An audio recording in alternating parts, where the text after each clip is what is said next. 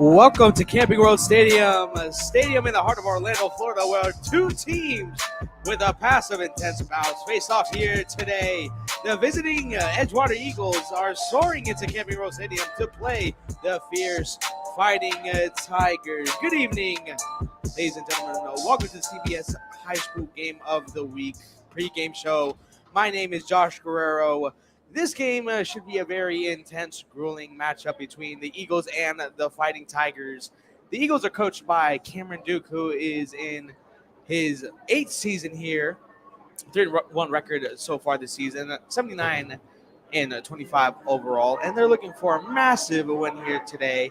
While on the other side, the Fighting Tigers, they are in their 3rd season, coached by Elijah Williams, with a current record of 2-0 and 23-7 overall, looking to stay undefeated. That being said, Edgewater has a tough matchup going into Camping World Stadium today against the Fighting Tigers, and it's not a lot that has to be said about both sides' teams. Edgewater is led by Carter Emanuel, the transfer from Lake Nona, 3-star recruit, has played well this season so far, along with their running backs, Julian Prime and Joshua Perry. You can't forget about the receivers, Samaj Fleming, Carter Tyson, but they're going into a game today where the offense for Jones is a very top-heavy, not to be confused with their team, such as Darian Coleman, their quarterback, 4-star recruit, currently committed to the University of Miami. Vernal Brown's a 3-star recruit, or 5-star recruit, should I add. He had 42 offers coming into today for them with a commitment to University of Florida. And then Larry Miles, 3-star recruit, the other receiver on this team, 17 offers, UConn, Miami, Boston College, and Arkansas. So I'm excited to see what we're going into today. And with that being said, we're going to take a little bit of a break.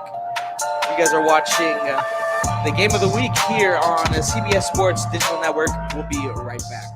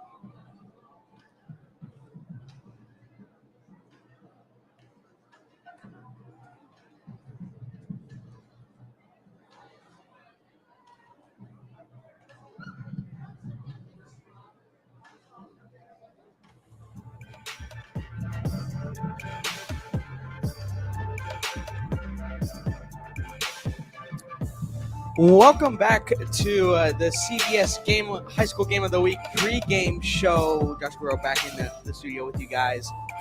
So, we're going to go over the high school games around Orlando yesterday. Had a stacked day of football yesterday, and we're going to get started off with Apopka High School. Apopka High School, they had their homecoming game yesterday where they were playing West Point, and they defeated West Point 49-0, an absolute decimation on their end. After that, West Orange defeated Boone 24-17.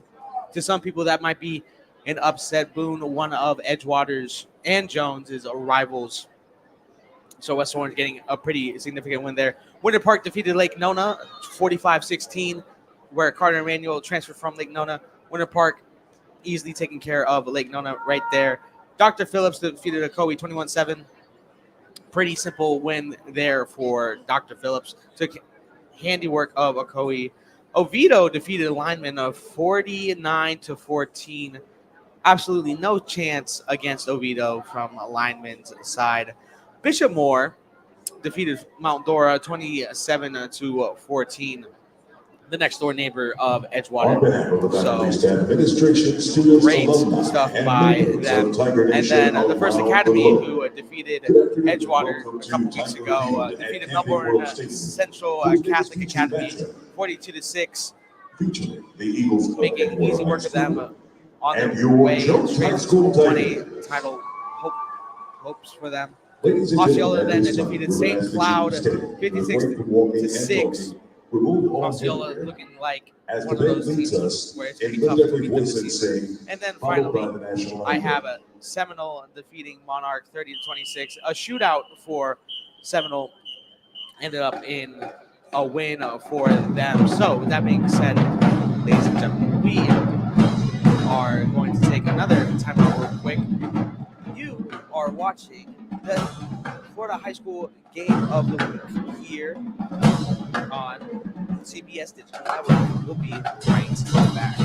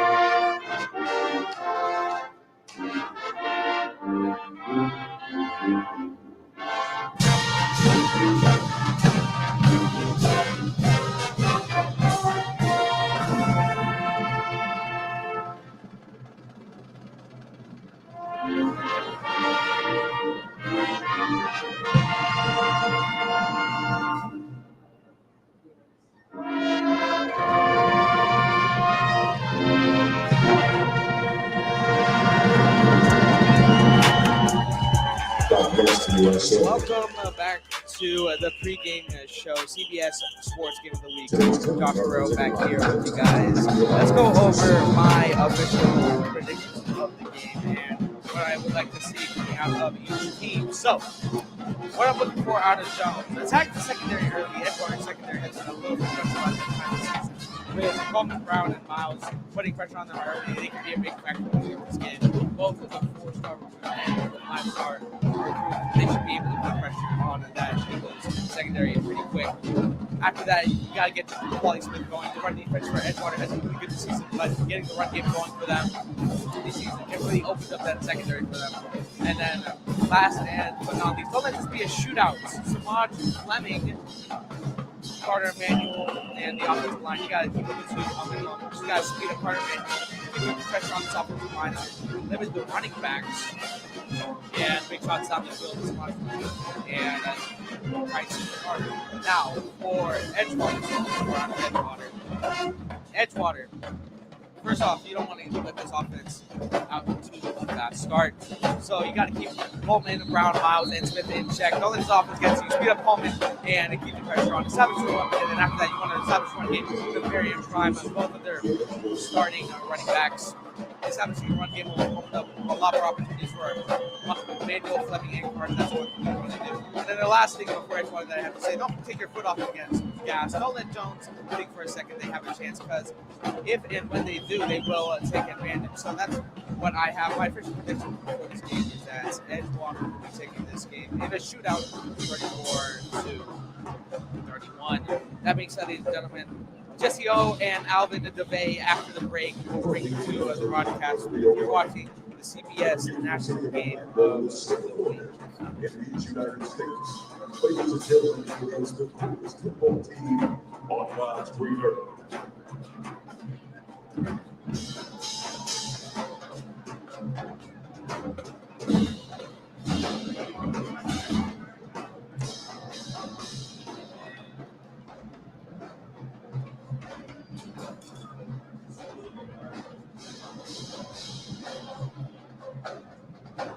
Today's team captains for the Tigers: number 1, Vernell Brown; number 18, Kwame Myers; number 33, Quentin Evans; and number 52, Justin Whitney.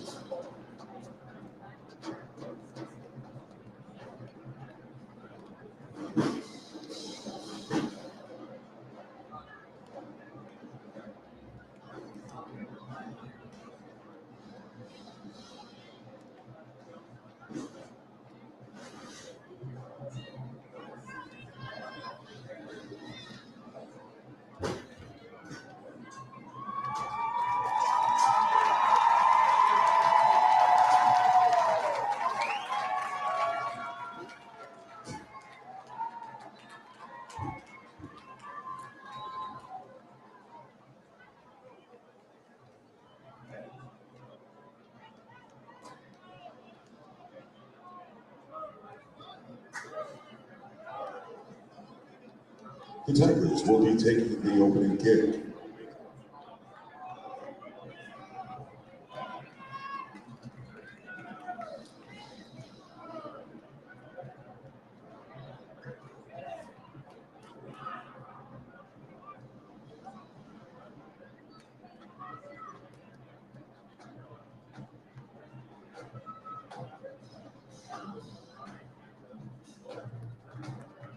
My name is Darian Coleman, or number 4, class 2027. I play quarterback. What's up, everybody? It's Vernell Brown III, number 1, class 2025 receiver.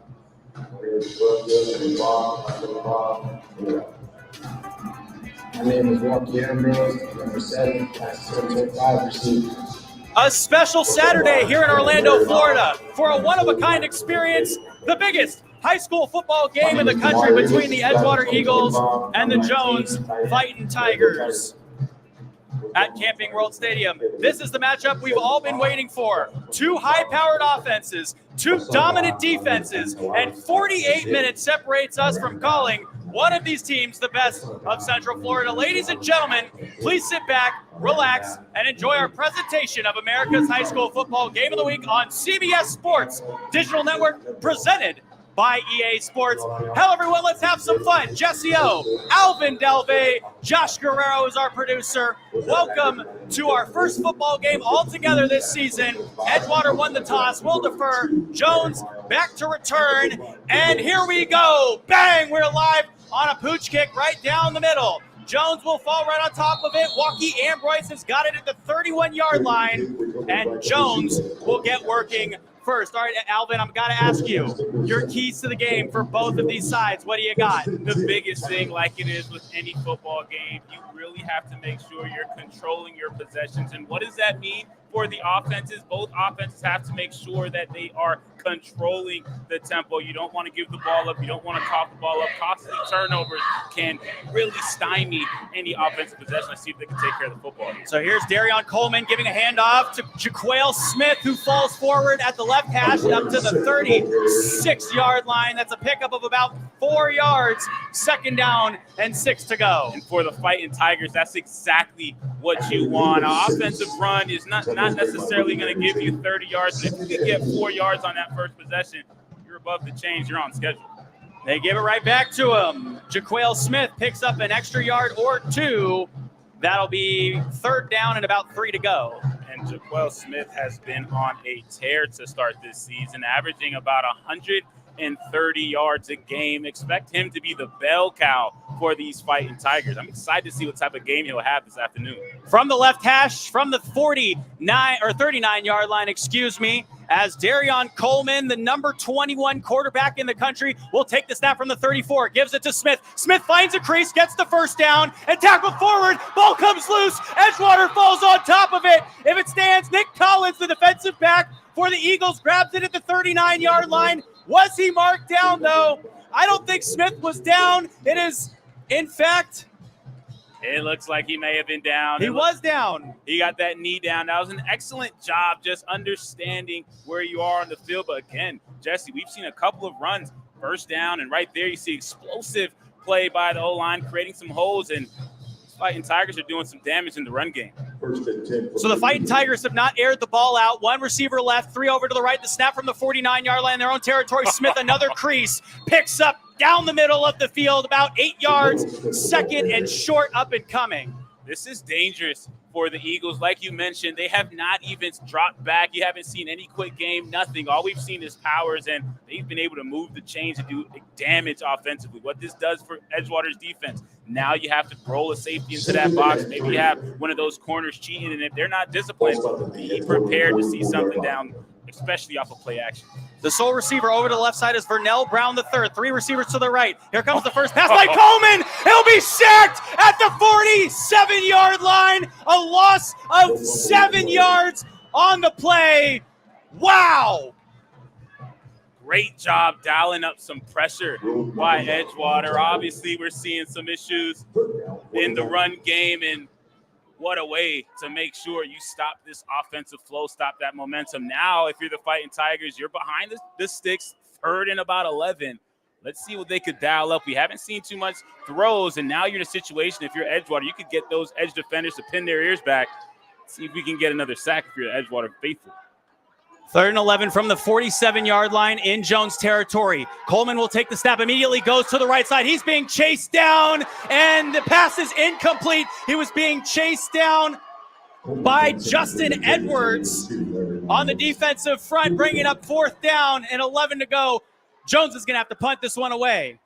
This is huge. If you're the Eagles, like I mentioned before, they're not able to stop the run. And if you're a defense, that's rule number 1, stop the run, and everything else comes naturally. They're not able to do that, but you get a big sack on second down and followed up by another PBU. Good job by Edgewater bending but not breaking. Fighting Tigers have to punt this thing away and hope their defense can hold the rope. So inside the 20, Samaj Fleming and Tyson Carter are back to take the punt. This one's going to go towards Fleming, who will take it from the 10, and he's going to run this one out towards the flat on the near side, cuts back towards the middle before he's finally tackled at the 30. A great job picking up 20 yards there on the return of that punt. Samaj Fleming, who we've covered since he was a freshman, showing out here now as a senior. And the biggest thing about Samaj Fleming is next to his name is a position group, and it's not receiver, it's not DB, ATH. That's what he showed right there, churning his legs, eating up contact. I expect him to have an excellent showing. So a ground and pound game was what we saw so far for Jones. This Edgewater Eagles squad now will come out led by Carter Emanuel. This is their third quarterback now in 3 years. Not something well known to head coach Cam Duke, who's had this quarterback turnover after every season pretty much in the last couple of years. 3 receivers over to the left. The tailback is Perry. Now here's Perry with the carry on the right side before he gets up to the 33-yard line, stopped short. I might have lost his footing there at what might have looked like. Yeah, just not able to get his foot down when he tried to turn up and get north and south. That's just a good job by your outside linebacker, DeAndre McDaniels, getting down, shocking and shedding on that tackle, forcing the ball carrier to cut it upfield before he wanted to. Good job by the defense. Saphir Miller in motion to the left slot. 3 receivers are over to the left, 1 over to the right. Emmanuel to throw it. He's got Samaj Fleming at the 30. Underneath, he goes to the outside, up to the 40 for the first down, plus an extra yard to the 41-yard line. Edgewater moves the chains for their first time. ATH. That's what you do with athletes. You get them in space. It's just a quick screen, nothing too crazy, but you have numbers if you're Tigers defense. However, you don't have Samaj Fleming wrapped up. He's able to get around that corner and move the chains. That's exciting if you're Edgewater. So Brandon Paul now hustles into the right slot. Tyson Carter, and now Samaj Fleming on the direct snap, goes up to the 43-yard line. Tried to get outside the hash marks there. Picks up 2 on the carry, 2nd down and 8 to go. 2 completely different ideologies. We just watched Jones run every single time outside of those 2 sacks. Edgewater doing the complete opposite. They're not getting the amount of yardage that you would like on that first down in those powers, those inside games. So you see them going to that outside game. I'm expecting to see them throw a little wrinkle in there, maybe an RPO, maybe something exciting down the field. Let's see what we get here. But so far, that run game has not worked. Carter Emanuel calls for the ball, throws it underneath to Perry on the screen pass. Perry's got some blockers up front, spins off a defender for the first down inside Jones territory, gets to the 42-yard line. That's a pickup of 15 yards on the carry. Josh Perry moving the chains. You just gotta love outside play. You see so much movement, motions, and you get Perry out on that edge, and it's just so difficult for a DB to tackle an elusive guy like him, and they can't do so within 10 yards. Move the chains. So here's the big Haas tailback, Julian Prime, now in the game, and they will give him a carry, and a flag came out from the far side. It's going to be a false start, and this will move it back a couple of yards. Wow. We've seen some plays so far. Early on has been Edgewater stealing that momentum on the defensive end, but really right now, walking backwards, that stymies some momentum.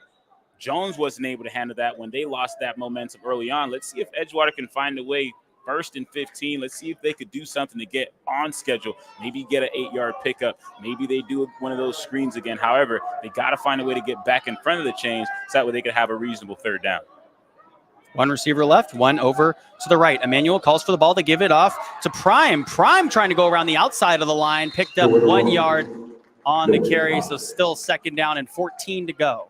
If you're the Jones Fighting Tigers, you feel great.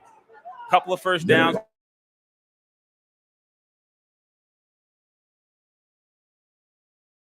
Put them in a difficult situation, and 2nd and long, still behind the sticks. If you keep everything in front of you as a defense, you know that 3rd down's coming, and you know you can pin your ears back, sit back until cover 2, maybe even some course concepts, making sure that everything's in front of you, and then make a tackle. See if they can stick to their keys and make a play. Pro set formation now, 2 tailbacks in the backfield with 3 receivers over to the right. The snap, and Carter Emanuel falls down. It's a bit. We've seen a few slips so far. He falls down at the 47-yard line. That's a loss of 5 because he couldn't keep his footing. And now it's 3rd and very long. Got cute there, trying to have a little bit of emotion coming into a boot. And regardless of whether he fell there, he was going to feel some pads later. You had, again, DeAndre McDaniels barreling down. Jones defense prime. The 2 best teams in Orlando. Some movement on the offensive line. They might have gotten Austin Taylor the right tackle for the Eagles. This might go 5 yards back, and it will. Austin Taylor, the 6'2", 250-pound senior, getting caught there on their own hard count. And we have a timeout on the field, which means we're going to take our first timeout from the broadcast. You're listening to America's High School Football Game of the Week on CBS Sports Digital Network, presented by EA Sports.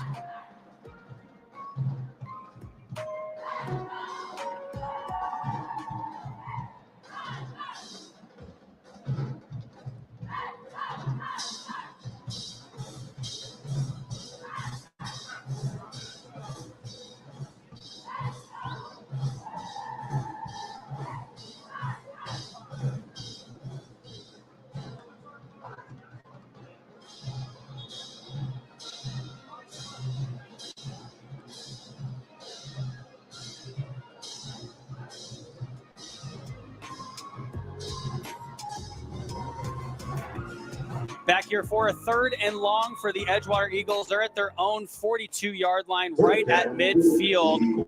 It's about 3rd and 700 miles to the first down marker as Emmanuel takes the snap, and he's going to go play action. Lost his footing again. Still has time to throw it down the middle. It's caught by Samaj Fleming. He might get there. He gets the first down.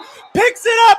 A 40-yard pass to Samaj Fleming. Who else, Alvin? There is absolutely no reason that play should have gone through. Jones Fighting Tigers coaches have got to be pulling their hair out. It's a rollout. You see, again, slippage on that handle. However, he keeps his knee up and then throws an absolute dart that looked like it was going to get picked off. Not keeping sight of the football. Samaj Fleming moves the chains. I feel like we're going to say that a lot. What a play. Edgewater 1st and 10 from Jones's 32. They're going to hand off to Perry, who bounces to the right side of the line up to midfield. In between the hashes, tackled for a 3-yard gain, 2nd down. This defensive front by Jones has been excellent in stopping the run. Right there, the latest addition, Quentin Evans, getting on the stat sheet, making a big play, keeping it to within 3 yards. And as a defense, you'll live on that. So Edgewater kind of a balanced attack here. They go for a really long one in the air, and Emmanuel has been known to throw these long balls. He's got an arm, so Carter Emmanuel will take the snap, give it off to Perry. He's got blockers on the outside, now up to the 27-yard line, picked up 2 on the carry. 3rd and about 5. I wonder what they're going with here. Well, Christian Robbins did a great job just getting downhill and making a play as a safety. Well, really, he's an ATH as well, plays a few different positions, but you're not really trying to bang with a guy like that barreling downhill. He makes a play. It's a lot of cover 1 so far from Tigers.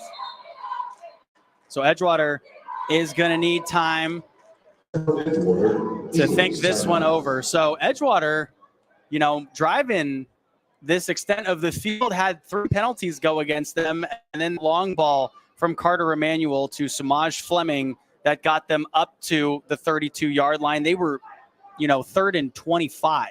Sometimes it's not about what you draw up. It's about who you're drawing it up for. Yeah. Right there, whenever you have Samaj Fleming, number 0 on the field, and you draw something up for him, turns out good things typically happen, because in that situation, the momentum has shifted. It looked like it was all Jones. They were 3rd and a mile, like you mentioned. 2nd down was a penalty. So it's just a lot of bad things happening. You have an explosive play like that, and I'd be shocked if they don't walk away with some points here. So excellent job by Edgewater holding their water after the fact, and then right now they have a chance to put some points up on the board. And the cool part about Edgewater is obviously they know who their guys are. I was talking to head coach Cam Duke before the game, and he said our motto this season is us, united and selfless. And all of these guys know that they will get the rock at some point, but if they don't get it in the game, that's okay. As long as they're winning, that was what. So the united and selfless is their motto this season. So 3rd down and 5 from the 27-yard line. The snap and a play action from Emmanuel. He'll throw a bullet over to the right side. Pass will be dropped. Goes right through the 6'2" junior who was going towards the corner pylon at the 10-yard line. If he made that catch, he might have been able to turn and run for 6. Oh, yeah, he's 210. Not too much guys are doing that and tackling that in that open space. That's a beautiful job finding that soft spot on that corner route. Nice flood concept by Coach Duke, but most importantly, got to squeeze onto that football. That's something he's going to want back. That's his first target of the night. So expect him to get utilized a lot more. We mentioned his size advantage. However, on those types of plays, you got to forget about it. Next one up. You can't do anything about it now. Let's see if they can't dial something up for him later, especially, hopefully, in this quarter. 4th and 6. Edgewater's going for it. Emmanuel looking to the left. He had Tyson Carter over there. Emmanuel's going to run for it. Tackled for only a 2-yard gain. Didn't get up the 6 he needed. So Edgewater turns it over on downs. Jones will take it from their own 27-yard line. DeAndre McDaniels right there, making an excellent job. It's a scramble drill right there. You see on that up and out by Varnell Brown. Excellent job just handling the scramble. That's probably one of the hardest things to handle on a defense. When the quarterback gets out of the pocket, he has legs, he has room. You got to latch onto your guy if you're a defense, if you're a DB, and if you're a linebacker, you have to green dog that thing, get downhill and make a play, and that's what Jones did. So now Darion Coleman, who's a top 25 quarterback in the country, will come out, and Jaquel Smith is his tailback. He'll be on a deep drop to the 20-yard line, throws it over to the near side. Pass caught. Vernell Brown, the third, will be tackled at the 30, and a flag will come in late, possibly on the tackle there. Yep, definitely looked like something. I don't want to speculate too much, but just whenever you're coming in, line shot like that, I get it as a defensive back. Granted, my time was before the helmet-to-helmet and all that stuff was really pushed. However, coming in last second and trying to push that pile back usually leads into a helmet-to-helmet, and that's exactly what we get. Unfortunate for Edgewater because, like we mentioned, that momentum battle, you get stopped on 4th down, that's a turnover, and now Jones is creeping towards midfield. Still 0-0. Man, this is the rivalry we expected. Absolutely, and the winner of this one will walk away with the title of best high school football team in Central Florida, and they're playing it here at the Citrus Bowl. Quite a few fans in attendance now. Jones from their own 45. As Coleman will take the snap in the middle. He's feeling the pressure. He'll escape the pocket, and he'll go forward into Edgewater territory and pick up 7 yards on the carry up to the Edgewater 48-yard line, left hash. 2nd down and only 3 to go. That's just an excellent job of understanding when that clock in your head goes off. Does a good job being patient in the pocket. Nobody's open. Utilizes his legs, finds a seam, and gets an excellent gain on 1st down. Now you got 2nd and short. You could run some game here if you're Jones, but you really got Edgewater on their heels here. 1 receiver over to the left and 3 over to the right. Now they will hand it off to Smith, who goes towards the left side, dragging a few Edgewater defenders for a 1st down. Over into the flat on the near side, up around Edgewater's 40. Xavier Denmark does a good job of latching on, but that's just the sheer power of Darion Coleman, the ability to keep his legs turning and drag a linebacker for 4 yards for that 1st down. That's incredible. Coleman standing around Edgewater's 46-yard line is where he's going to take the snap. 1 receiver's left, 3 over to the right from the left hash. We had a false start by Jones now. It's just the game we have, and over the years, Jesse, we've been blessed to call these games year in and year out, and this first matchup has been incredible. Typically a low-scoring game, and when you see these penalties, that just lets you know that they're a little antsy out there. It's a rivalry. It means a lot, and we're seeing it. And the bands are crowing crazy, too. And the snap, the handoff to Smith. Smith bouncing around the middle of the line now. Gets to the flat on the outside. Got blockers. Past the 30, 20. And he will get forced out of bounds around the 17-yard line. A pickup of 23 yards on the carry. And now they're in the red zone. Is that Le'Veon Bell out there? Jaquel Smith does an excellent job just being patient. You only have 1 minute left, but Jones is doing an excellent job of getting within that red zone. Let's see if they could maybe do something crazy like score a touchdown. So this first quarter has been churning on. Only 44 seconds left to go in the first quarter. There's 3 receivers over to the right side, 1 over to the left. That's Walkie Ambroise, the senior. Gun right. As Coleman takes the snap, hands it off to Smith. Smith to the outside, past the 10, now the 5, walking into the end zone. Touchdown, Jones. 17 yards. Just incredible effort by Jaquel Smith. Not only on that previous run did he have extreme poise and patience behind his tackle, utilizing him as honestly a battling ram to throw into that linebacker to get open. He does it again, follows it up with a nice little encore that leads them to 6. Great job by the back. Out to kick this one away is Kaysen Mullis. for the extra point. The junior kicker with the makeshift goalposts here at Camping World Stadium. And the snap good, the spot is down, the kick is up, and it is going into the stands, but perfectly through the uprights with 24 seconds left to go in the first quarter. Jones is now up by 7. Wow. I mean, we obviously know now what Jones's game plan is. They're just going to ground and pound. So as a defense for Edgewater, what adjustment do you make? Oh, man, you just got to hunker down. That's the most disrespectful thing. As a defensive player myself, man, if a team's just running down your throat, it's like, hey, we got to win the battle of the trenches. That's one of the first things you have to do, stop the run. And obviously, so far, they have not been able to do that. That is the quickest way to get your defensive coordinator fired up, get beat off the line, get pushed out of your hole, not tackling on that first contact, pushing the pile backwards. That's things that Edgewater is going to want to see change, and it starts with that defensive front, that D-line, that box, that front 7. They have to turn it up. So, as you know, Coach Nick Saban would say in college, it is the battle of the trenches and who's going to win those trenches. 3 receivers are back now for Edgewater for the kick return, standing around the 5-yard line on the far side. That's Tyson Carter. In the middle is Samaj Fleming. On the right, on the near side of the 5-yard line, now going left to right, is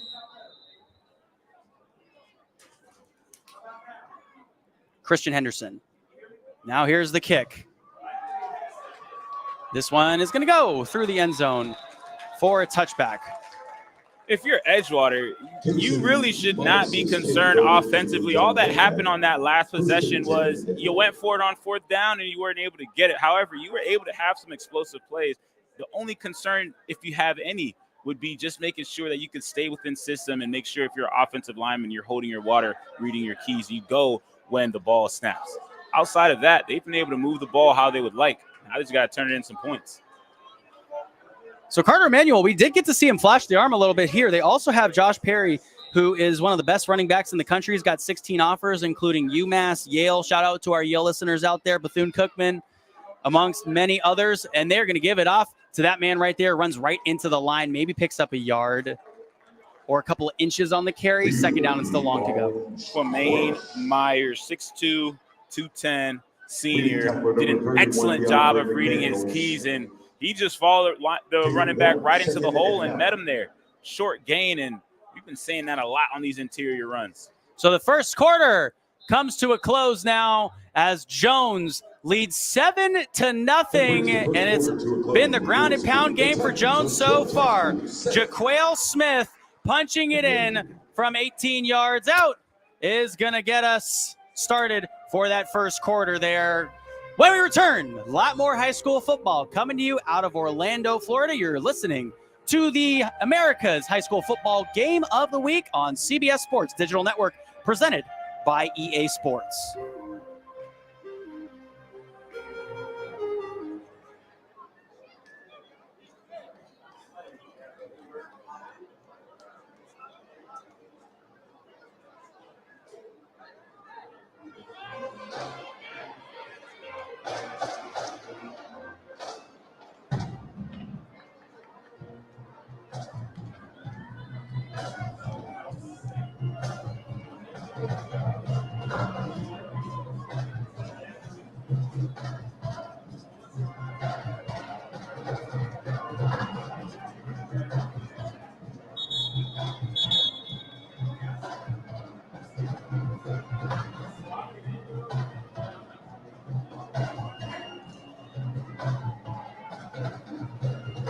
Opening play of the second quarter, 2nd and 8. For the Edgewater 22. Second quarter here as Carter Emanuel will go to throw it over the middle, just through the hands of the defense. Christian Robbins almost had that one for the Jones Fighting Tigers at the 30-yard line. Emanuel just threw it right to his back shoulder. I don't even know who he might have been trying to go to there. Obviously, he had Luke Anderton maybe.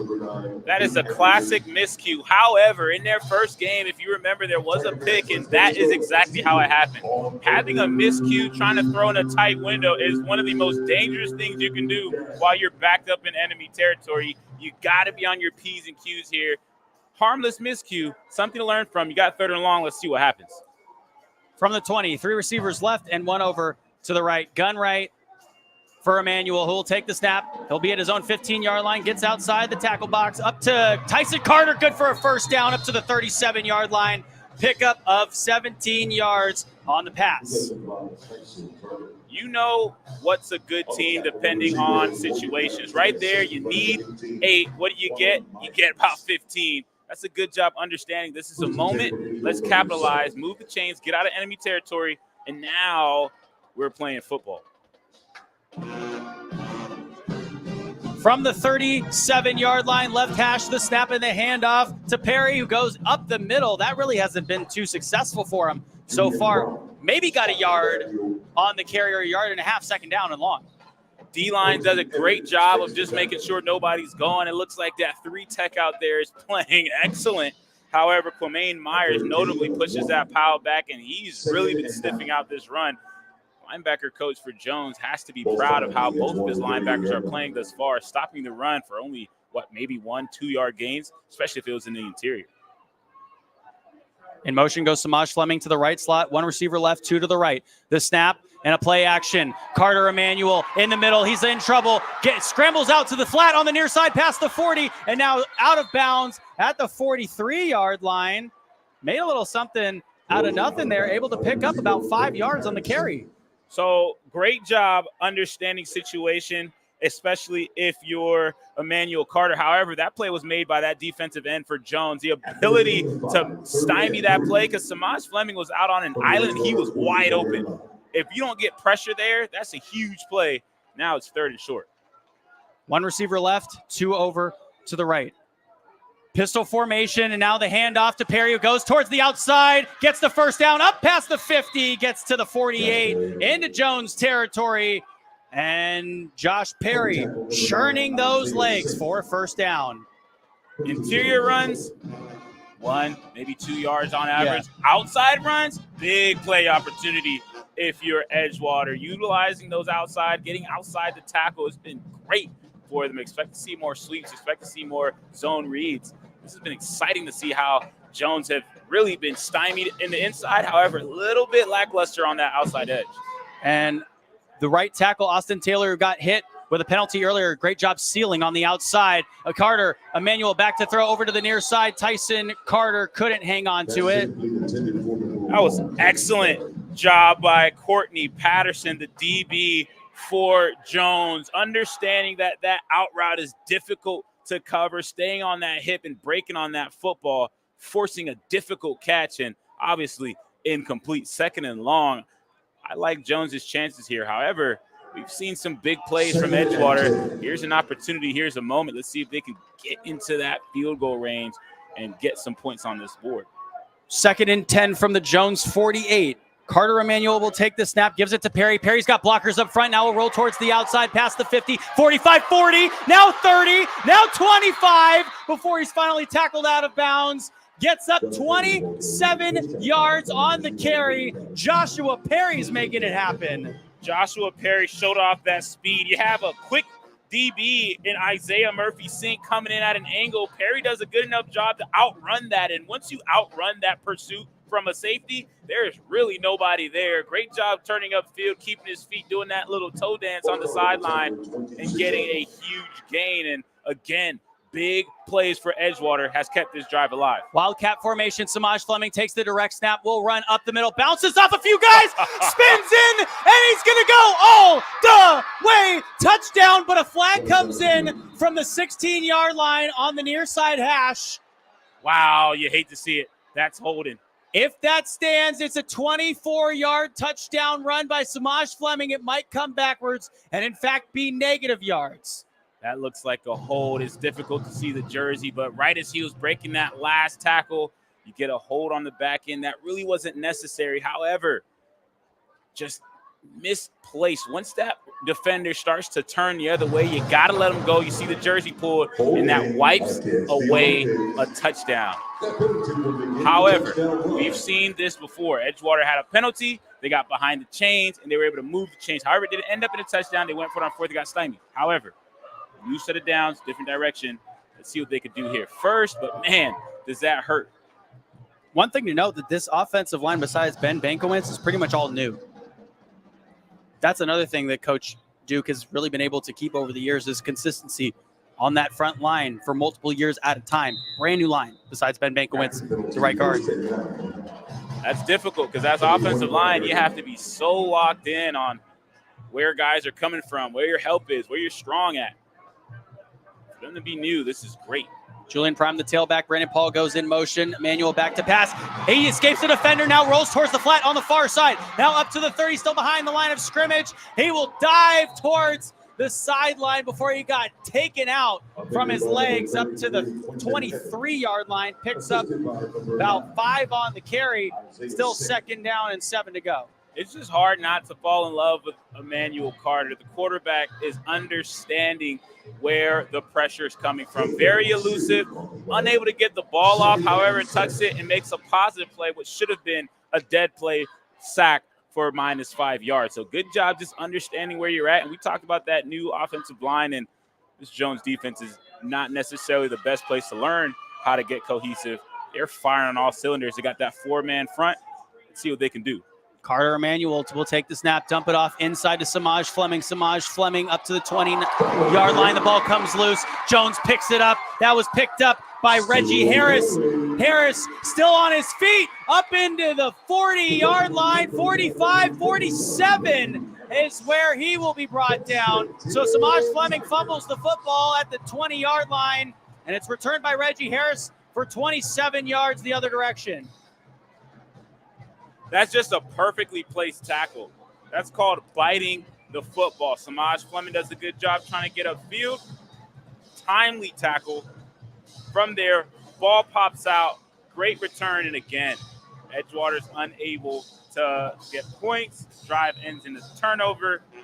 Jones at midfield. This is nerve-wracking for Edgewater. Jones, number 4 in their class, as the ball was snapped, but the Edgewater Eagles are going to take a timeout, and so will we. Edgewater trailing by 7. It's a 7-0 ball game. 1st and 10 Jones. When we return, they seem to be firing on all cylinders.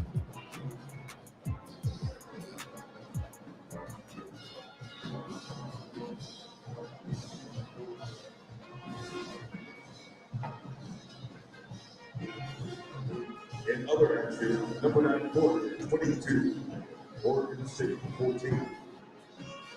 Number 15, Oklahoma 21, Tulane 6.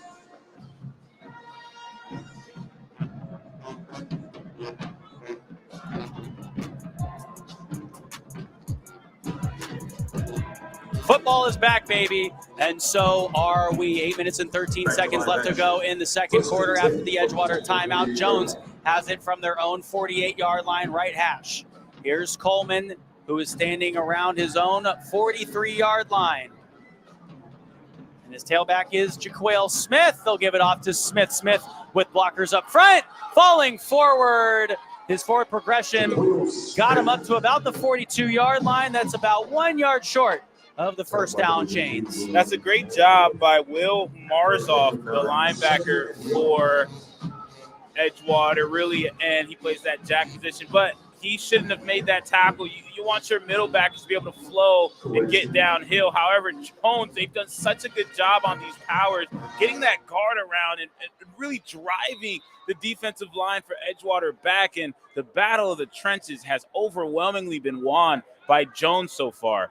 Very, very difficult to stop the run, and when you get that much movement in the trenches. Dante Wallace is the new tailback in the game for Jones, who stands at Edgewater's 42-yard line. 3 left, 1 to the right. They snap this one and throw it immediately to Larry Miles. Larry Miles up the middle. Now he's got room to go. Larry Miles is going to go into the end zone untouched. It is a 37-yard touchdown reception from Darion Coleman to Larry Miles.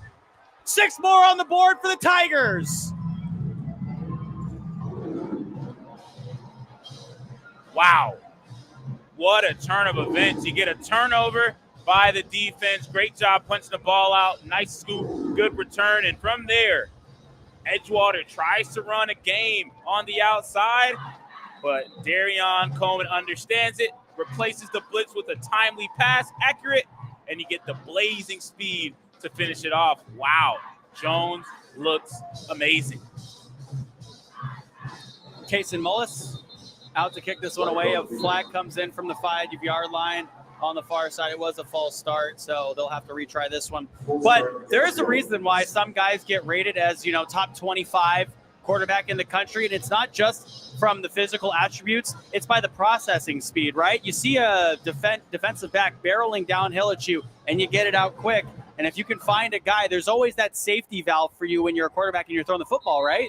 And understanding that is the name of the game. If you're a defensive player, think Ed Reed. He understands where that safety valve is. He's able to confuse quarterbacks. There's only one Ed Reed, and he's not out here playing. So if you could understand where your safety valve is and understand where to look guys off, that was excellent quarterback play by Darion Coleman, and it ends up in 6. Back-to-back scoring possessions for the Jones Fighting Tigers as Kason Mullis, the junior, puts that one through the uprights. 14-0 with 7.5 minutes left to play in the second quarter. So the first quarter just churning along here, going pretty quickly. So now on back-to-back series, Jones runs it on the ground untouched for a touchdown. Then they come back literally after a fumble, and they take it up to their own 48-yard line, and then a bomb pass. So how do you stop a team that's firing on all cylinders offensively there? Remember, though, yes, all of those things happen, and if you're Jones, life is great. If you're Edgewater, it's not. However, don't forget, it should have been a touchdown on that fumble. That is true. 2 plays before. So you're still right there, just small things you need to fix to make sure that you get these plays, these drives to turn into 6. However, you don't have enough time in this football game. Jones is way too good to give them opportunities, and that's what Edgewater has done so far.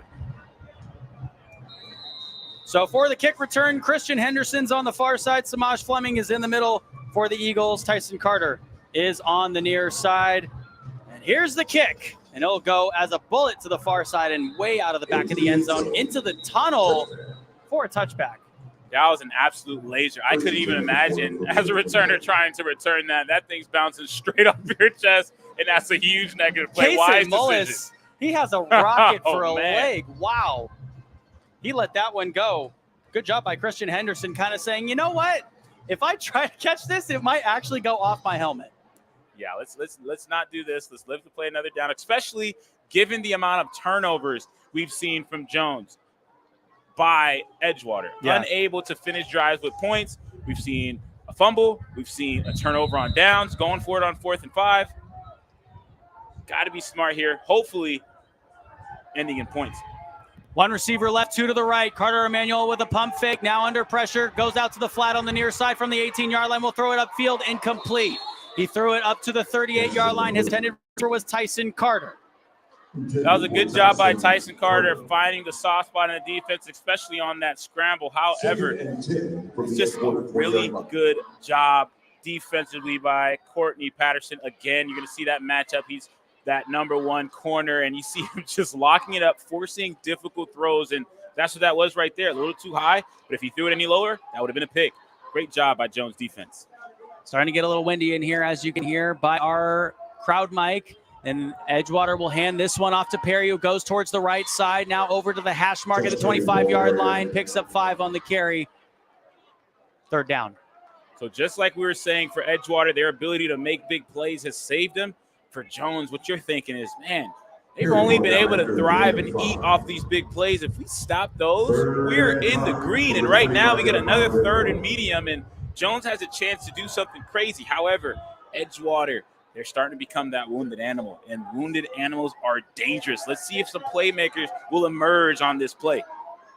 1-by-2 formation. Carter Emanuel takes the snap, 3rd and 5, as he throws over to Perry, who got hit late there, but the ball went way out of his hands at the 20-yard line. It's interesting. Carter Emanuel has had that one bomb down the field to Samaj Fleming, but other than that, they've been doing all of these screen passes. And that honestly softens up the defense. It forces you to spread out a little bit. Your eyes get a little wonky at times, but right there, just miscommunication. If that was supposed to be a flare, that's fine. But if that was supposed to be an arrow, I want him a little flatter on that. The inability to connect there is huge.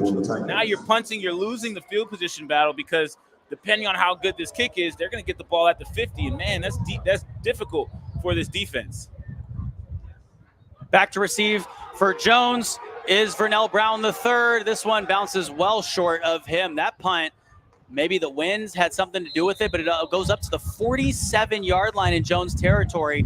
As you know, the wind is really starting to pick up here. We might have some rain in a second with 6 minutes and 15 seconds left to go in the second quarter.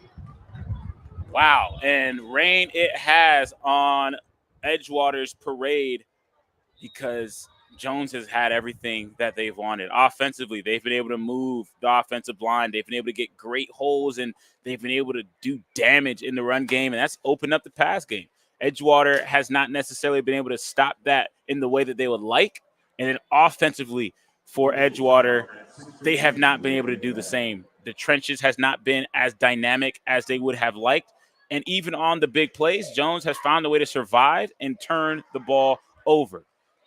Difficult for Edgewater. For Jones, man, this is a dream come true because year in and year out, the regular season, typically this matchup has gone to Edgewater. Yeah, and that's what I was going to bring up was, you know, in the last 2 years, Edgewater has won this game in the regular season, but it's never been by much, right? I think the first game you and I ever called was for an Edgewater and Jones matchup, Alvin, that went to quadruple overtime. And that game was gnarly.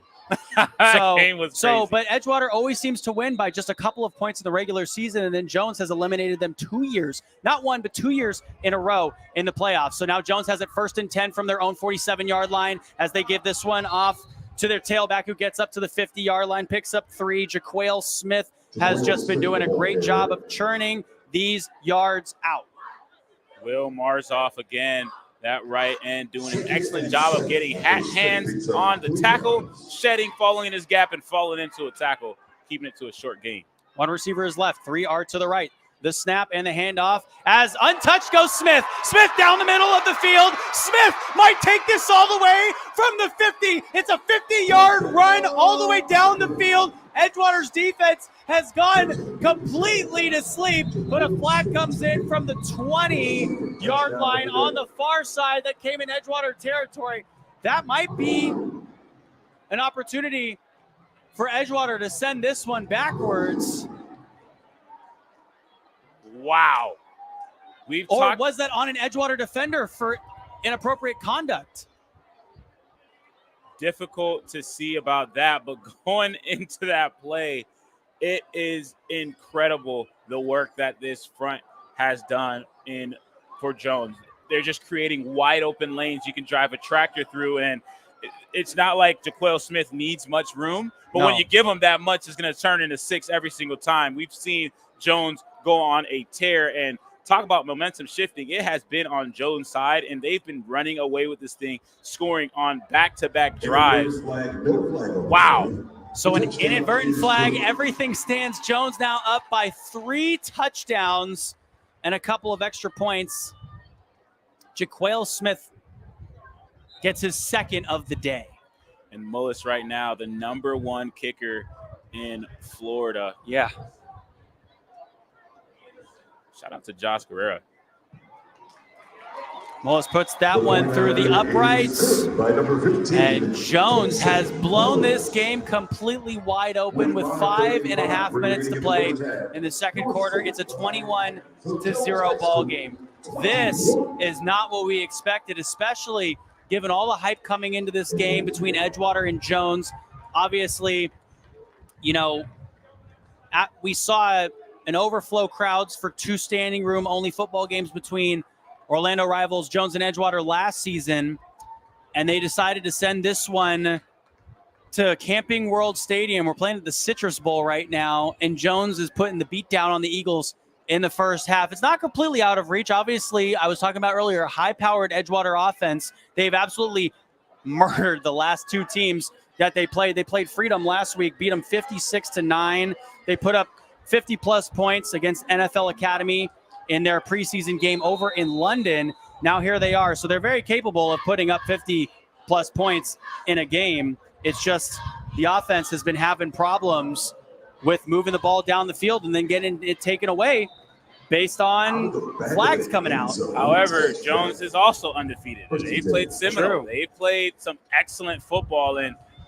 Edgewater so far, it's been proven that they're just not as physical as they want to be in the trenches. And that's something that I've never said about this football team. And there's been so many different changes, and you want to give credit to Jones in that situation, because this offensive line, even though it's new, we got some real size up there. They've been able to do excellent work last week and the week before, but somehow, some way, this Jones defensive front has been able to sniff it out, and they've been making play after play after play. The interior run is absolutely non-existent due to the box.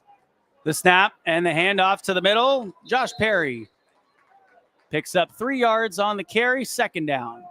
Again, there's just nowhere for Perry to go in those tackles. It's a good job initially, but then you get so much flow by the linebackers, and that's what it means to be a good defensive line. If you can clog up the gaps and make sure that these linemen aren't climbing up to that second and third level, that means your playmakers, your linebackers, they can see the vision clearly, they could see, and they could get downhill, and that's what's been going on with this defense. 2 receivers left, 2 over to the right for the Edgewater Eagles, who stand right in between the hashes at the 28-yard line. 2nd and 7. Emmanuel takes the snap, looking down the middle of the field. Incomplete.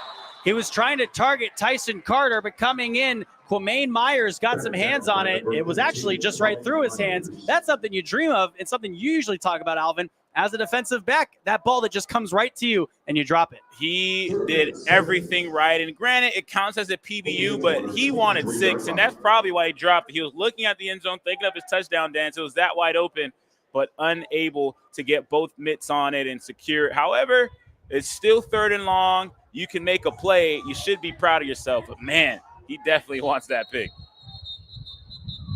And a timeout comes in, taken by Jones. So we'll take a timeout from our broadcast. 4 minutes and 40 seconds in the second quarter to go. Jones up 21-0.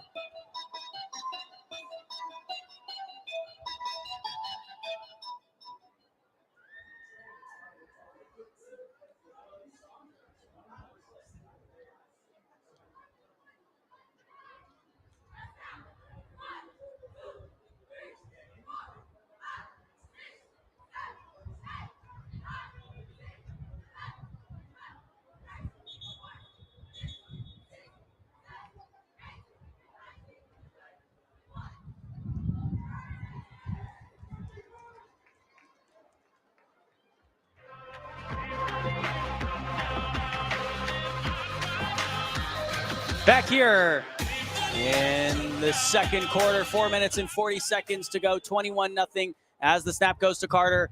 Emmanuel from the 27-yard line. He passes over to the far side. Samaj Fleming's got the reception. Good for a first down. The chains will move. Got an extra 2 yards up to the 32. One thing I like about Emmanuel Carter, he's spreading that football around, but, man, you just want it to go to Samaj. Yeah. Realistically, he does such a good job of just cutting his routes right on time to get that open space and move the chains, and that's what they need. They need more of that. However, they need to do more of that within the 20, being keyed in. So Perry will now go into the left slot. Empty backfield for Emmanuel, who takes the snap from the 28-yard line, and a flag comes in from the near side at the 32. False start on the offense. Again, a few different times we've seen 5 penalties, and it's at least this time it's on first down, so you still have 3 downs to play with. But, man, talk about drive killer after drive killer. Every drive, it seems like we have a flag, and it's at the most inopportune time, and especially when Jones is on a tear offensively. You got to be a good teammate if you're Edgewater's offense and help your defense out by controlling possession of the football. Here's Perry to the outside of the line from the 27, gets up to the 28 on that first down run. So second down, still 14 to go. I am so proud of what I'm seeing by these linebackers. And right there, it looks like it's Fred Ard's 6'5", 235, and everyone felt it. He immediately disregarded the tackle there and makes a play, keeping it to no gain. And, wow, that's a lot of man to move, and they haven't figured out how to do it.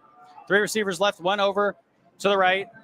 Carter Emanuel calling for the ball at the 27-yard line. Under pressure, he goes out to the flat on the right side, still rolling to his right, throwing the ball down the field, out of play. Dangerous. Again, Fred Arts being in that backfield, being a menace. And again, you just see Emmanuel Carter having to run for his life and try to make something happen.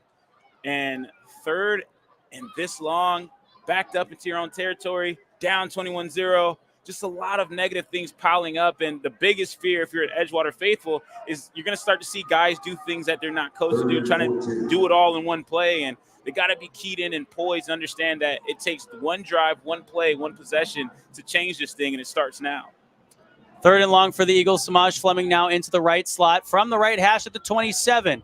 Carter Emanuel back to pass over the middle of the field. Brandon Paul, the intended receiver, broken up by this defense. That was Dimitri Pryor, the defensive back, the freshman coming in there to get some hands on it. That'll bring up 4th down. Freshman does an excellent job reading his keys and breaking on that. But Brandon Paul did have a step. Unfortunately, that was the first time Emmanuel Carter has had a throw escape him a little bit on that back shoulder. If he would have just lead him a little bit, that would have been a big play, and he would have had some room to make a move on the safety and get upfield. However, because of all the pressure that he's seen, his clock is running a little bit quicker than usual. He tried to get rid of that ball quicker than he should have, and you get that miscue. That's just the amalgamation of all these hits he's been receiving and being flushed out of the pocket. So again, kudos to Jones' defense. Vernell Brown III and Larry Miles are back to receive inside of the Jones 40. Kicking this one away for the Edgewater Eagles will be Kinley Curvin.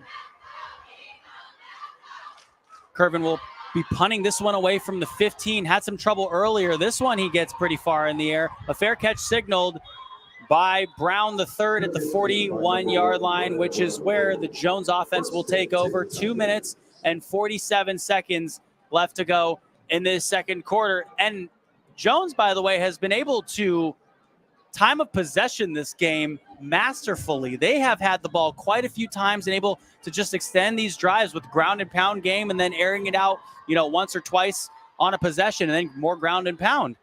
Talk about being on offense and being the aggressor, imposing your will. Those are all marks that we have to credit Jones with. Everything's been going for him. So a quick screen pass over to the near side. It was caught by Vernell Brown. The third ball came loose, or are they going to call it incomplete? So Vernell Brown III made the catch, was tackled, and then as his knee apparently went down at the 44-yard line. That was actually he was able to catch it. Wow. That was a spectacular play because he got rocked. Yeah. He got rocked. I thought that might have been a pick or a fumble or something, and he caught it again. So double catch for Jones, and it's been the luck they've been having. Second and relatively long. This is the best position Edgewater has had Jones in a while. Let's see if they can read their keys and make a play. But, man, Jones has seemed tough to start this game. And Jones was having a little confusion with their offense. 2 minutes to go, so we'll take our 2-minute warning timeout here. 21-0. Jones has been going crazy here in the first half. Edgewater and their defense need to figure it out.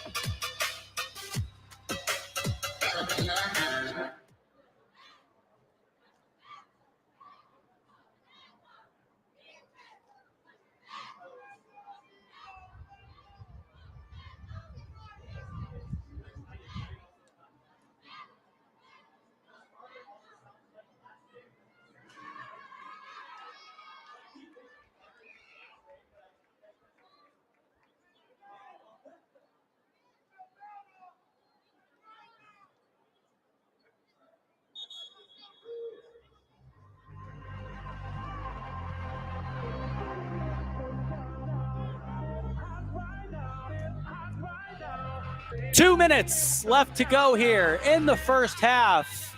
21-0 is the score in this game. Jones has the ball on their own 44-yard line. As Darion Coleman takes the snap, it will float this one over to the right side. Incomplete. Vernell Brown III was over there, and the intended receiver, Nick Collins, the defensive back, breaks it up.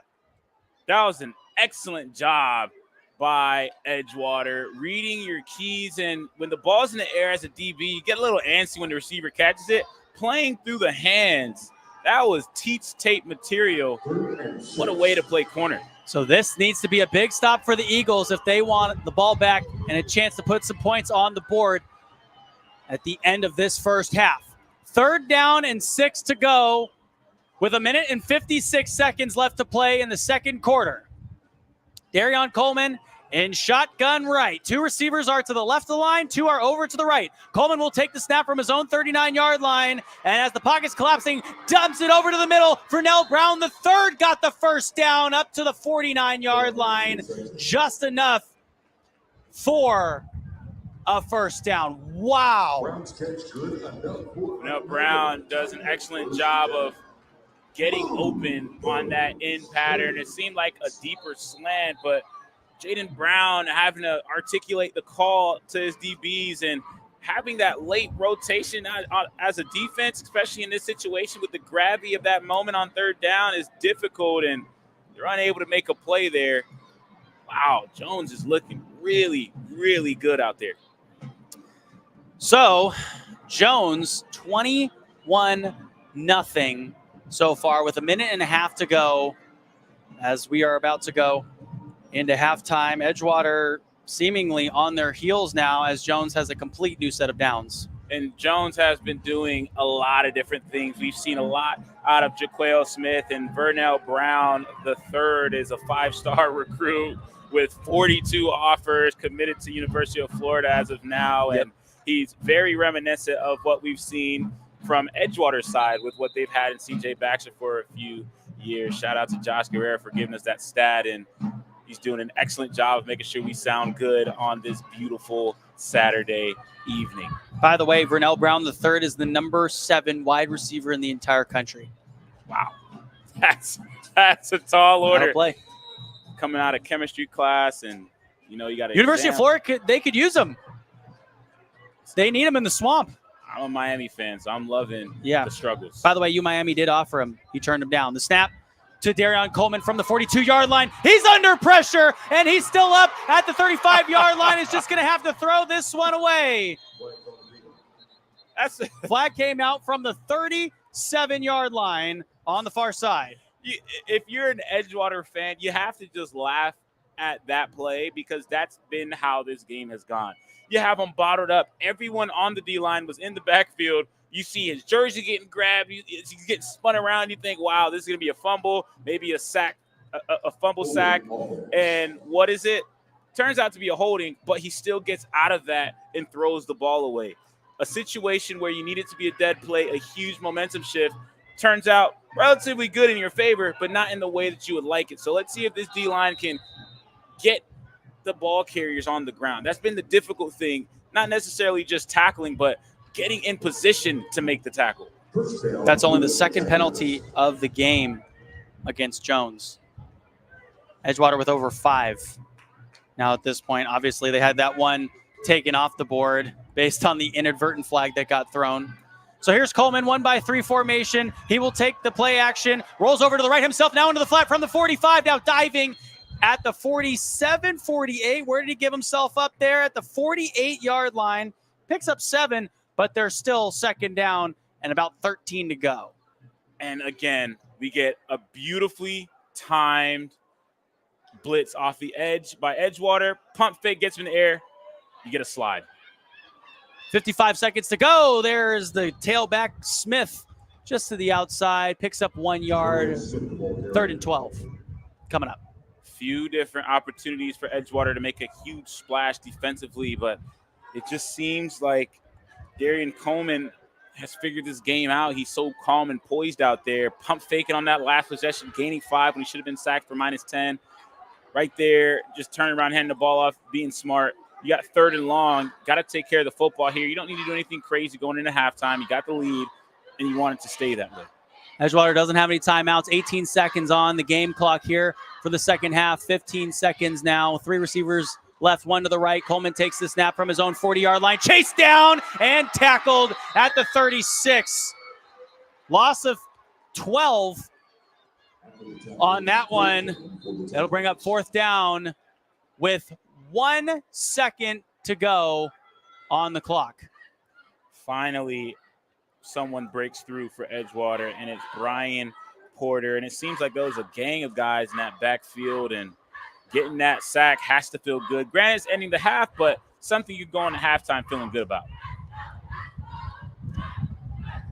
So Jones now is going to kick this one away to Edgewater as we take a quick timeout here before the end of the first half. So Edgewater coming into this game ranked top 50 in the state, number 49 in Class 8. Jones now ranked number 26 in the state in Class 4. Jones 2-0 so far to start the season. Edgewater 2-1. They lost that game against TFA, their first home game of the season, after they came back from London, where they played NFL Academy and put up 50 points on NFL Academy, who actually will be coming to Edgewater from London next year. And that game will be televised as well, and we'll be there for it, hopefully. I think one of the most difficult things, even in college when I was playing, is the game after traveling. It's just difficult, and to be in London, of all places, it's difficult. So understandingly how they were a little bit lackluster there. Henderson is on the far side of the 30-yard line. Samaj Fleming on the near side. This ball gets kicked, bounces around, and out of play as the time goes off the clock. So by having that ball bounce in, that 1 second starts, and that'll do it. So Jones completely dominates that first half. 21-0 is the score as we go into halftime, and Edgewater's got to figure something out. Maybe Coach Cam Duke is going to draw up the play of the century coming out of the half, but they need to find a way to stop Jaquale Smith, who has 2 touchdowns. Darion Coleman, 1 in the air to Larry Miles. Josh Guerrero will have the halftime show with you with some votes from EA Sports. When we return, you are listening to America's High School Game of the Week on CBS Sports Digital Network, presented by EA Sports.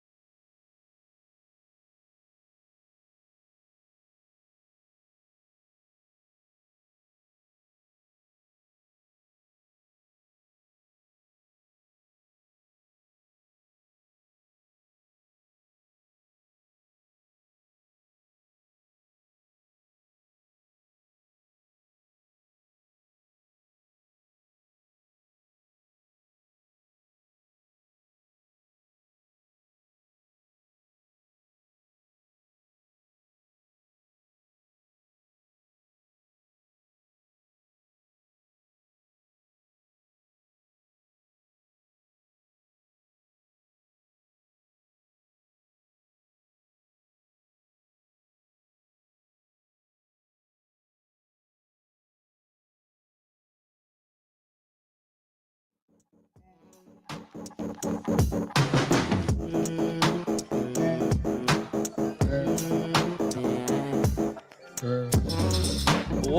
to the CBS Sports Digital Halftime Show presented by EA Sports. Josh Guerrero here, and I have the special opportunity here to be interviewing the two guys that have been following Edgewater along with EA Sports. With me is Donnie Greenfield and Justin Brown. How you guys doing today? Oh, good, man. Yeah, Thanks pretty for having us. Yeah, pretty Good. chill. Pretty chill. About to say chilling. Yeah. Hey, that's what I like to hear, man. So, you know, following around Edgewater this season, you guys could have been following, any team in the country, out of all the teams in the country, let alone Central Florida. Why did you guys decide to choose Edgewater of all teams? Well, Edgewater's about 5 to 7 minutes away from our EA Orlando studio. Okay. And we have a relationship with them. We have guys in our studio team who play basketball with the coaching staff. We have connections to the Orange County Public School that's right next door to us. And so, when the opportunity came about, Sam Miller, one of the defensive back coaches on the team, reached out and he told us they were going over to London to play NFL Academy. So naturally, we have a relationship with the NFL as well.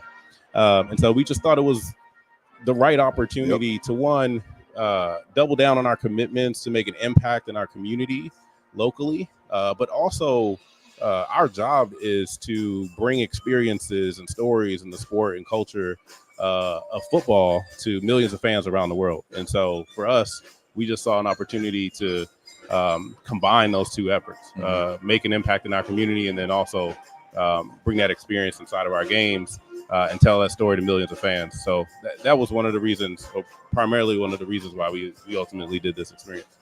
That is great to hear. And obviously, through you guys and through everything that we've been able to see, the story of Edgewater, obviously, but we've also gotten to see them now in EA games such as like Madden and NCAA 25. College football, yeah, sure.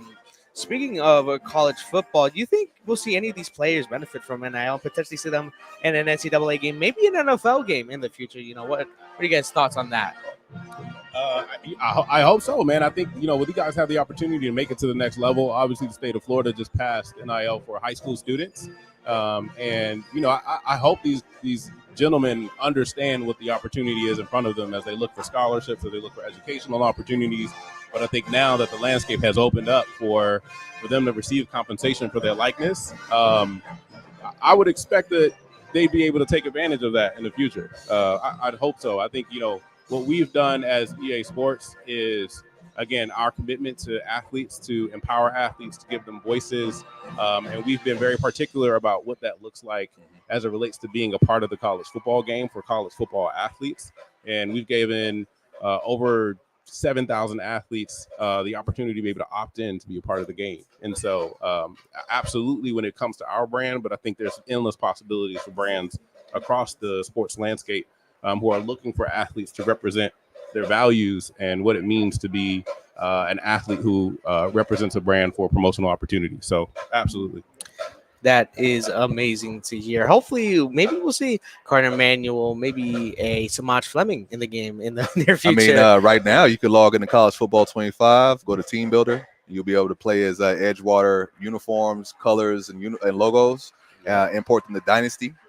You could also go on to Madden NFL 25 and play as NFL Academy and Edgewater and relive that rivalry that we had just a month ago.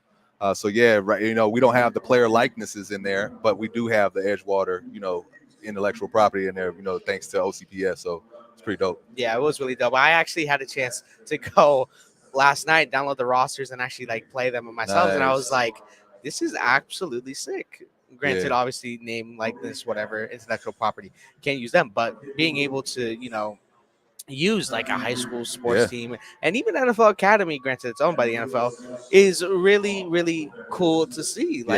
Hopefully we'll see a lot more high schools in the future do that. But moving on, I want to ask you guys, is this your guys' first time working with a high school team? What's been the differences between working with Edgewater than say a college or university's Division I program? It's our first time working directly with a high school team. Yep.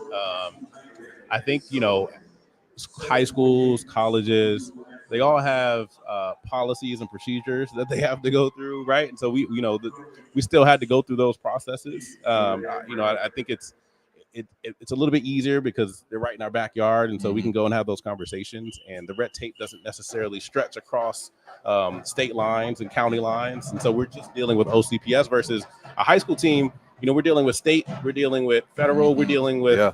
There's a lot of work that went into working with high schools and bringing them into the product and the experience. But for Edgewater, I don't want to say it was easy, but it was certainly a little bit more controlled than other environments that we've worked with. For sure, man. Shout out to OCPS and everybody involved, man. Edgewater and every partner we've had has been very cooperative and very willing and understanding how big this opportunity is for the kids and pushing that generation forward. So it's been just an awesome, opportunity and just experience. Question for you though. What's up? How far did you get in winning the championship with Edgewater? How far did you downloaded the rosters? Yeah, you put them on the franchise yet? I did put them on the franchise. I'm not gonna lie. What I did, I just decided to play a game with NFL Academy. Oh, really? How dare you? What I decided to do, I imported the Edgewater as the Eagles. I imported NFL Academy as the Cowboys, and nice. I was playing against them. Obviously, I'm not the best at Madden by no means, but I ended up getting the dub. It's representing Edgewater, of course. But at that point in the season, they were 4-4, along with NFL Academy, made them 5-4. If I were to send with the rest of the season, I had no doubt that they were going to win the championship. No doubt in my mind, I would have made them win. Okay. All right. I like it. Yeah. And then just a couple more questions. Actually, one more question. Is this a part of EA's initiative to reach a wider audience? Of course, you guys touched on it a little bit, but once we delve into the high school scene, we can reach just a bigger, more like crowded audience full of like high school. Yeah. What do you guys think about that? I think there's a couple of things. So in the past 2 weeks, you've seen us launch 2 initiatives. One is around the Edgewater program, Edgewater versus the World, which is a storytelling platform that talks about their journey across the East to go play the NFL Academy. This week, we also launched Gen EA Sports, which is a program that's focused on building a platform for next-gen athletes. So every athlete who's a part of that program, we have 4 of them.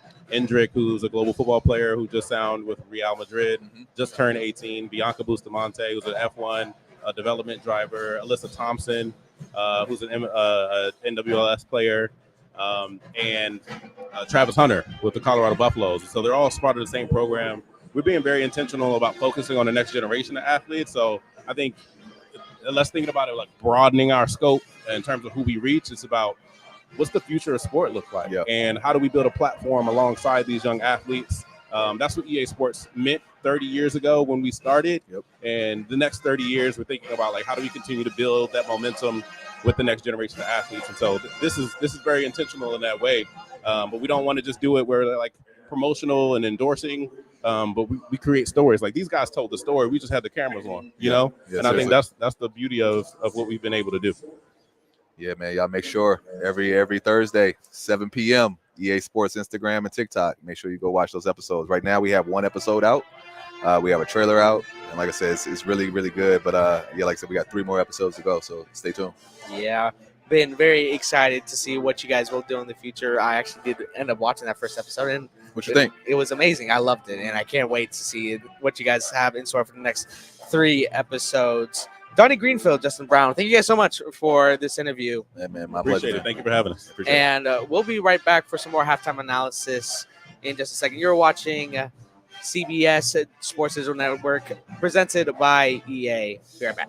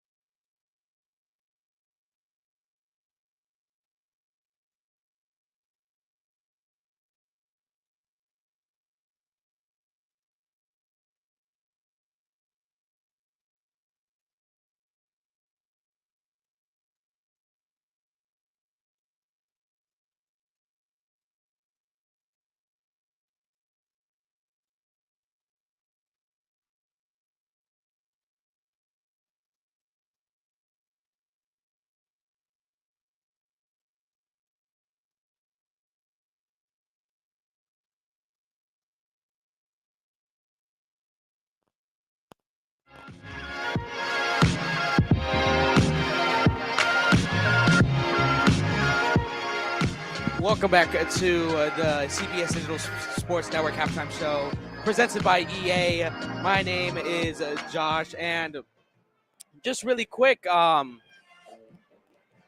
Tigers are leading the Eagles 21-0, and me personally, I have been surprised with what I've seen. I thought this was going to be a shootout in the first half. Granted, we still have the capabilities of that going into the second half. Some things that I have listed, Coleman is looking great for Jones currently, and his, quite honestly, just being absolutely incredible. Jaquali Smith has really taken over this game. Josh Perry has also been looking all right. Granted, nothing going for the Eagles yet. And he's always been finding the open man. A couple touchdowns for Jaquali Smith. And that is all the notes that I have going into halftime. After the break, Jesse O, Alvin going back to the studio. You're watching CBS Digital Sports Networks presented by EA. We'll be back after the break.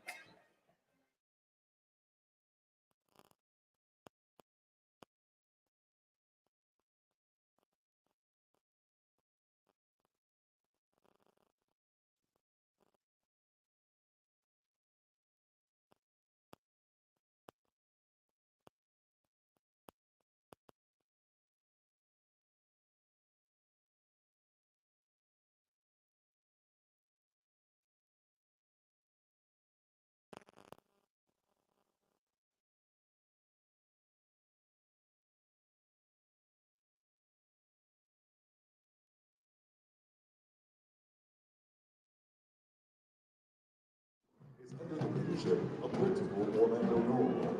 The marching temporary is led by Director of Band and alumnus Naomi Joy Nelson. Special thank you to our alumni, community, corporate sponsors, and friends.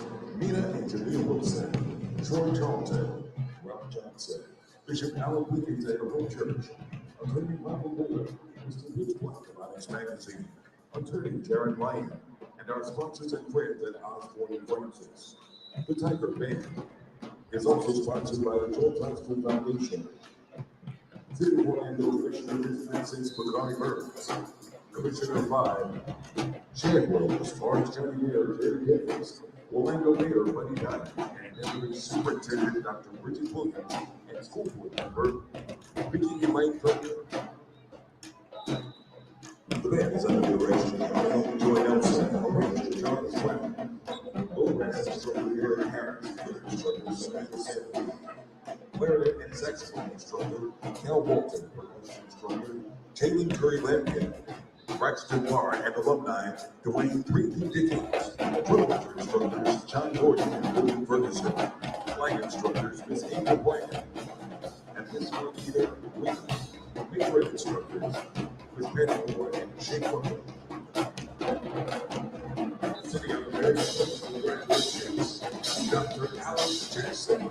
Dr. Jackson was a Tiger, always a Tiger, and congratulations in your first year at Edgewater School as principal.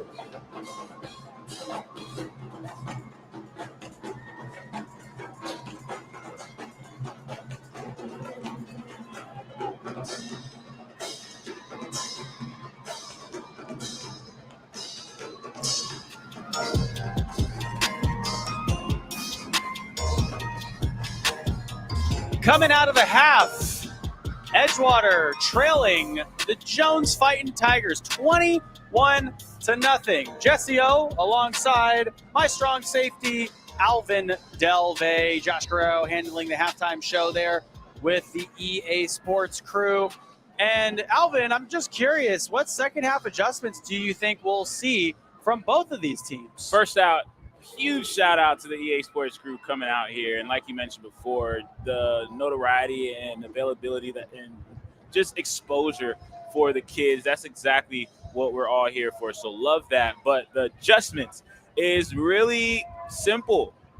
Willpower, imposing your will if you're Edgewater. That's the biggest adjustment. We've seen domination in the trenches, and it's all been Jones. And that's something you can't really coach, Jesse. Yes, you can do things with the D-line, run some game, but if you're not moving the man in front of you, if you're not getting off blocks, if you're not paying attention to your keys and you're jumping off sides, if you're getting a late holding, these things are difficult to deal with especially when you're lackluster in the willpower department. Right now, Edgewater has to look in the mirror and understand that the only reason we're down right now is because of us. That's what you should be thinking if you're Edgewater. You should be thinking, okay, we should have 6 on the board, and that's a 14-point swing. That does wonders for your offense, the ability to utilize that in play action and get some momentum there. So for Edgewater, willpower, you got to dominate the trenches, and from there, everything else will work itself out. For Jones, you're just thinking, don't let up. You have him right where you want him. You've been dominating in the trenches. Your run game's been working. You've been seeing the deep ball. You've been scoring off pitches. Your quarterback's been seeing everything well, and most importantly, defensively, you've been attacking the seams, aggressive at the point of contact, and tackling in the backfield. So for Jones, everything looks great. You just don't want to let up in that second half. So Jones will kick this one away. Edgewater won the toss earlier and deferred. They trailed by 21 points. Back to receive. Christian Henderson on the near side. Samaj Fleming in the middle. Boom! Here we go. And on the far side, Tyson Carter, as this one sails out of the back of the end zone for a touchback. Here we go. Edgewater has a chance to do something that they haven't done the entirety of this game. Something we have not expected to see coming in this game. Like Josh Guerrero mentioned in the halftime show, we thought this was going to be a shootout, and instead we see a shutout. And I know everyone here plays Madden and plays NCAA. 21-0, you passed the stick. So let's see who's controlling Edgewater now and see if they can have some better luck offensively. And you know what's interesting is Edgewater hasn't really been in this position yet so far this season, where they've been down by a lot and have really had to come back. The snap to Carter Emanuel in a play action over to the right side. Josh Perry with the reception going up to the 30-yard line for a first down on the far side. So the chains will move. So a good sign coming out. They go play action to start that one off with a pro set formation, so starting with 2 backs in the game. But that's what's been working. They've been able to get some success with the screens. They've been able to get success with the short pass game, and that's right there what moves the chains. And you want to utilize what's working, and from there you're able to parry that or parlay that to some points, especially if you can get that run game to follow suit. 2-by-2 formation with the receivers going left to right. Carter Emanuel back to pass, throws it forward up to Brandon Paul, who is unable to catch it. Missed him on the opposite shoulder up at the 37-yard line on the near side. That'll bring up 3rd down. So Carter Emanuel's kind of had some trouble hitting guys after that Samaj Fleming touchdown was called back. And really right there, Brandon Paul does a good job of running that 5-yard out. However, like you mentioned, Carter Emanuel has had some difficulty putting it on his numbers. You let him a little bit upfield, and that's an adjustment that Paul can make as a receiver. However, it's a dangerous adjustment because there's a safety there. Roll down, and if you get wind of that's where you're miscuing, that could be another pick. Here's Samaj Fleming, and we got flags coming out of the secondary. Samaj Fleming was in the Wildcat alongside Josh Perry. And I'm very curious what they're going to say here on the defense. So encroachment. That penalty goes against Jones. That's their 3rd penalty of the game.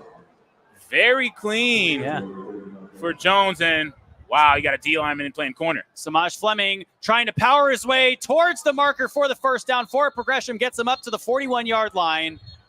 He took it on a 2nd and 5 from the 35-yard line.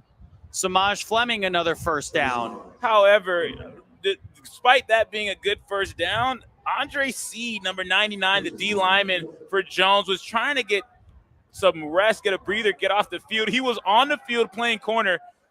So Jones did that with 3 guys in the box. Perry with the carry up to the 47-yard line. Right hash is where he was tackled.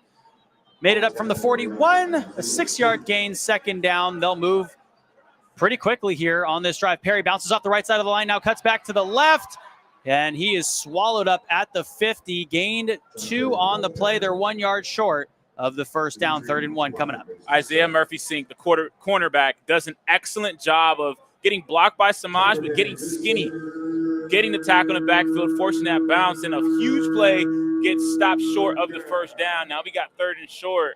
Cornerbacks making some tackles. Gotta love that if you're a Tiger faithful. Luke Pastis is the fullback in the game, will be blocking on the right side. Carter Emanuel will call his own number and go up the middle for the first down. Well, we saw this a few years with Chase Carter, and that when his arm wasn't going, he could get it going on the ground, and that team actually made a state championship.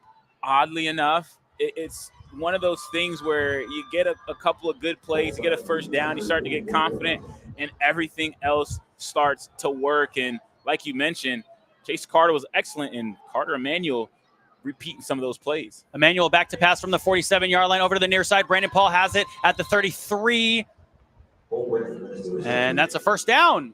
Same play as before. You get that concept where you get number one running vertical, you get that 5-yard out by Brandon, and you're able to see a connection there. Granted, it's on the short side of the field, so it's a less aggressive throw, but you get that completion, get good yardage on first down. Samaj Fleming, the sole receiver on the far side. On the near side is Tyson Carter. Carter Emanuel will take the snap, call his own number again, goes to the outside, past the 30, now the 25, before he is pulled out of bounds by Courtney Patterson, who has a couple of offers, and he looks like he's leaning maybe towards Arkansas. And that's just a really safe play by Carter Emanuel, running and getting that first down and getting out of bounds so he doesn't take a hit. Beautiful play. First and 10, Emanuel with the snap. He'll give it off to Prime. Prime powering his way forward up to the 20, maybe the 19 is where he got to. He kind of reminds me of Caden Shields Dutton at 5'10", 215 pounds. They're back from last year. And it sounds like he's ready for prime time. The way he's able to churn his feet after first contact is huge. And any college would be blessed to have a guy like that that can not only get upfield and show some of the burners, but is very willing and able to run between the tackles, lower his shoulder, and churn those feet. Edgewater averaging 41 points per game. Jones averaging 38. Carter Emanuel taking a big hit as he goes forward, but he gets the first down in the red zone, gets up to the 14-yard line on the left hash, and it'll be a new set of downs. Interestingly enough, the very issue that we've seen this offense have is what they've been able to do this entire drive. Nickel and dime down the field. This has been systemic operation for Edgewater's offense. Let's see if they can continue. Over to the right side, Perry's got some room to go. Perry spinning into the end zone from 19 yards out. Touchdown, Edgewater, with 7 minutes and 16 seconds left to go in the third quarter. Edgewater tacks some points on the board. Great job by Edgewater, nickel and diming, getting multiple first downs on that possession, and what a time to come up with the big play. You're in that red zone, one of the most difficult areas to score, especially against a stout defense, and they get it on the ground.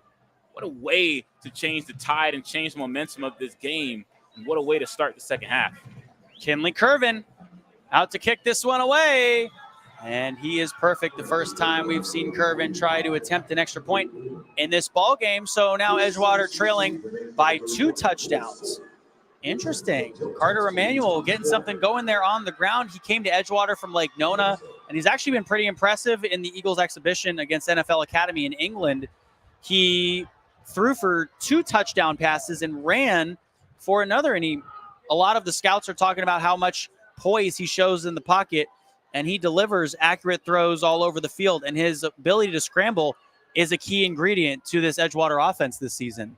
Being a dual threat is really important, and the ability to understand where to get to and understanding arm angles and all that stuff is what Carter Emanuel has, and it's exciting to see as his confidence is gained and as he's able to start putting the drives together and completing some throws and allowing these athletes to get the football in good position. It ended up in some points. Let's see what this Edgewater defense can do. We've seen them struggle in that D-line. Larry Miles and Jaquale Smith are back to receive. We had the wind knock the ball off the stand, so we'll redo the kickoff with 7 minutes and 16 seconds left to go in the third quarter. So Miles and Smith, who are responsible for all of the touchdowns for Jones in this match, are back to receive.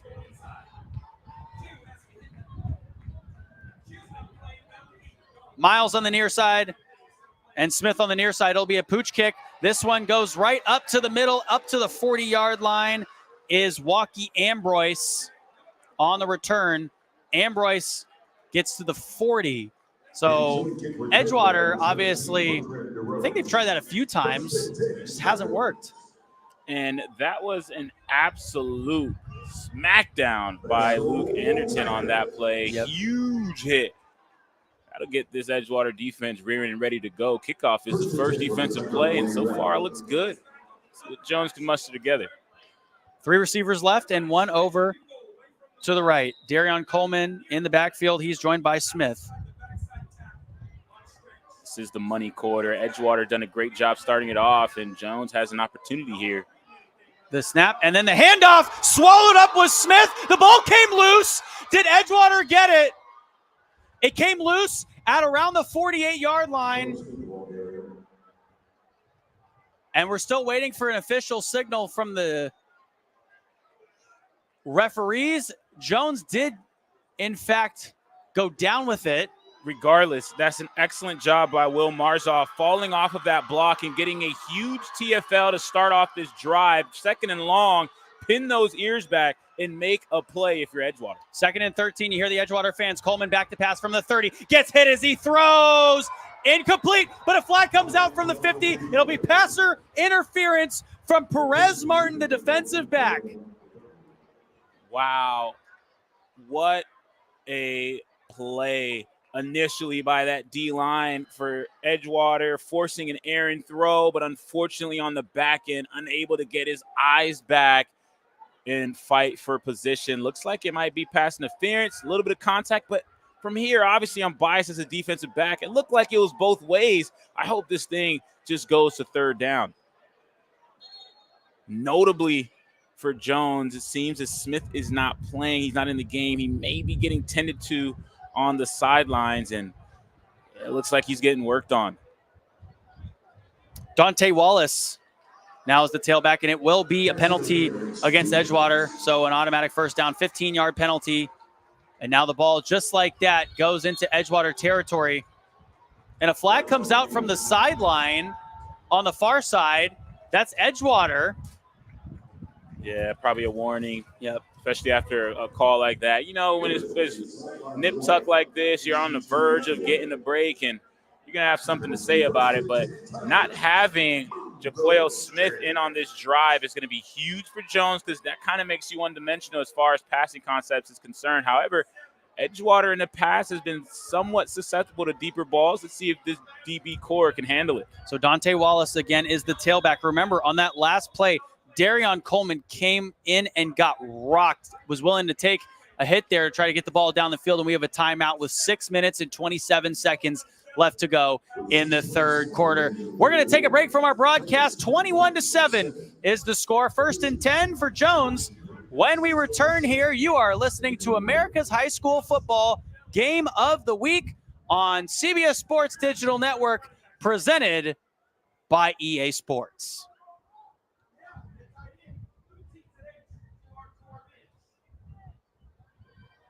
Sending out a very special thanks to Sean Brown, Jones High School class of 2010, and his program Peace Orlando, reducing gun violence in Central Florida.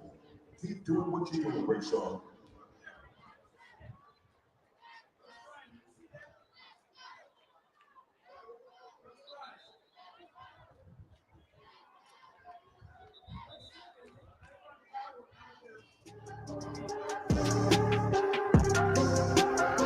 Coming out with 6 minutes and 27 seconds left here in the 3rd quarter. Darion Coleman is in the backfield, and he is joined by Dante Wallace. Jaquail Smith, as Alvin notably said, is out right now. Vernell Brown with the reception on the near side. He's under pressure, spun down at the 45-yard line in Edgewater territory. So it's a gain of 2 yards on the screen pass from Coleman.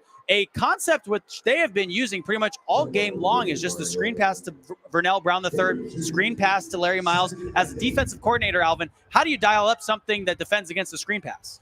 Essentially, you have to get numbers in the area, but in order to do that, you're susceptible to the run, and that's the problem. You got to be able to get pressure with your front, with your box, and Edgewater has not been able to do that up until now. Another screen pass over to Brown, who's powering his way for a first down up to the 31-yard line in Edgewater territory, right down the middle in between the hashes on either side. It's 1st and 10 for Jones.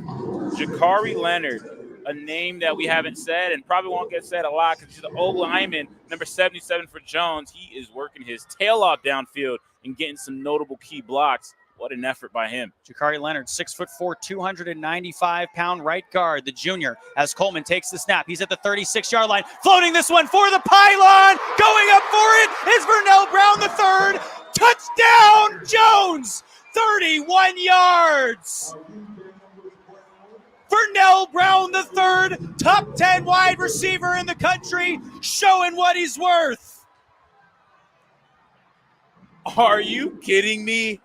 Perez Martin, Jaden Brown were both in perfect position. At first, I thought Jaden Brown carried him out of bounds, and somehow he was able to sneak a toe in the end zone. What an excellent route, even better throw, and most importantly is the catch and the maneuverability of his body to get his toe down while being carried out of bounds.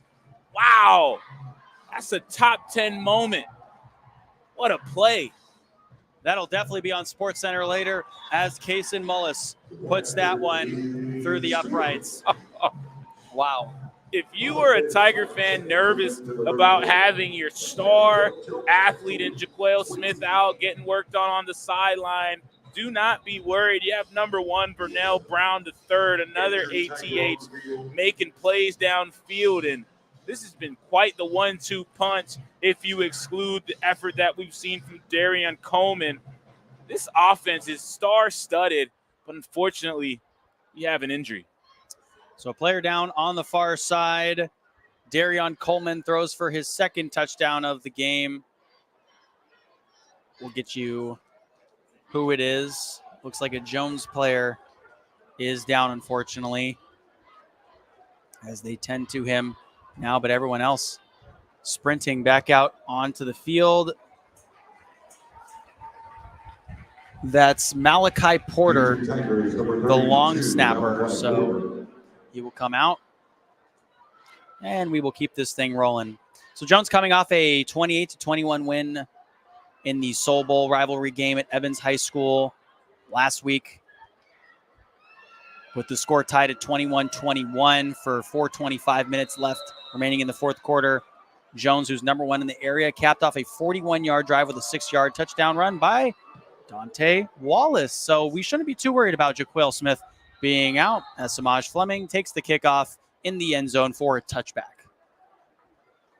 So it seemed like Edgewater had some life as they go down and score on their first possession here in the second half. And then Jones snipes the life out of Edgewater by just getting one right back on that deep ball from Darian Coleman to Vernell Brown III. And talk about explosive plays. That probably was one of the most explosive plays we've seen, especially since it stood. No penalties, notably for Jones. They've been relatively clean in this ball game so far, and wow, what a 1-2 punch we've seen from their offense, and it's complemented this defense well. However, if you're Edgewater, obviously you're down, but you got to start stringing together possessions. You cannot go another possession in this game, really, without scoring some points. So wildcat formation for the Edgewater Eagles, as they will throw this one to the left side. Carter Emmanuel launching it downfield. Tyson Carter's got it on the reverse up to the 25-yard line in Jones territory. So Edgewater starts it in the wildcat from their own 20, laterals it to Emmanuel Carter, who's in the wide receiver slot on the left side, and he launches that one all the way downfield to Tyson Carter.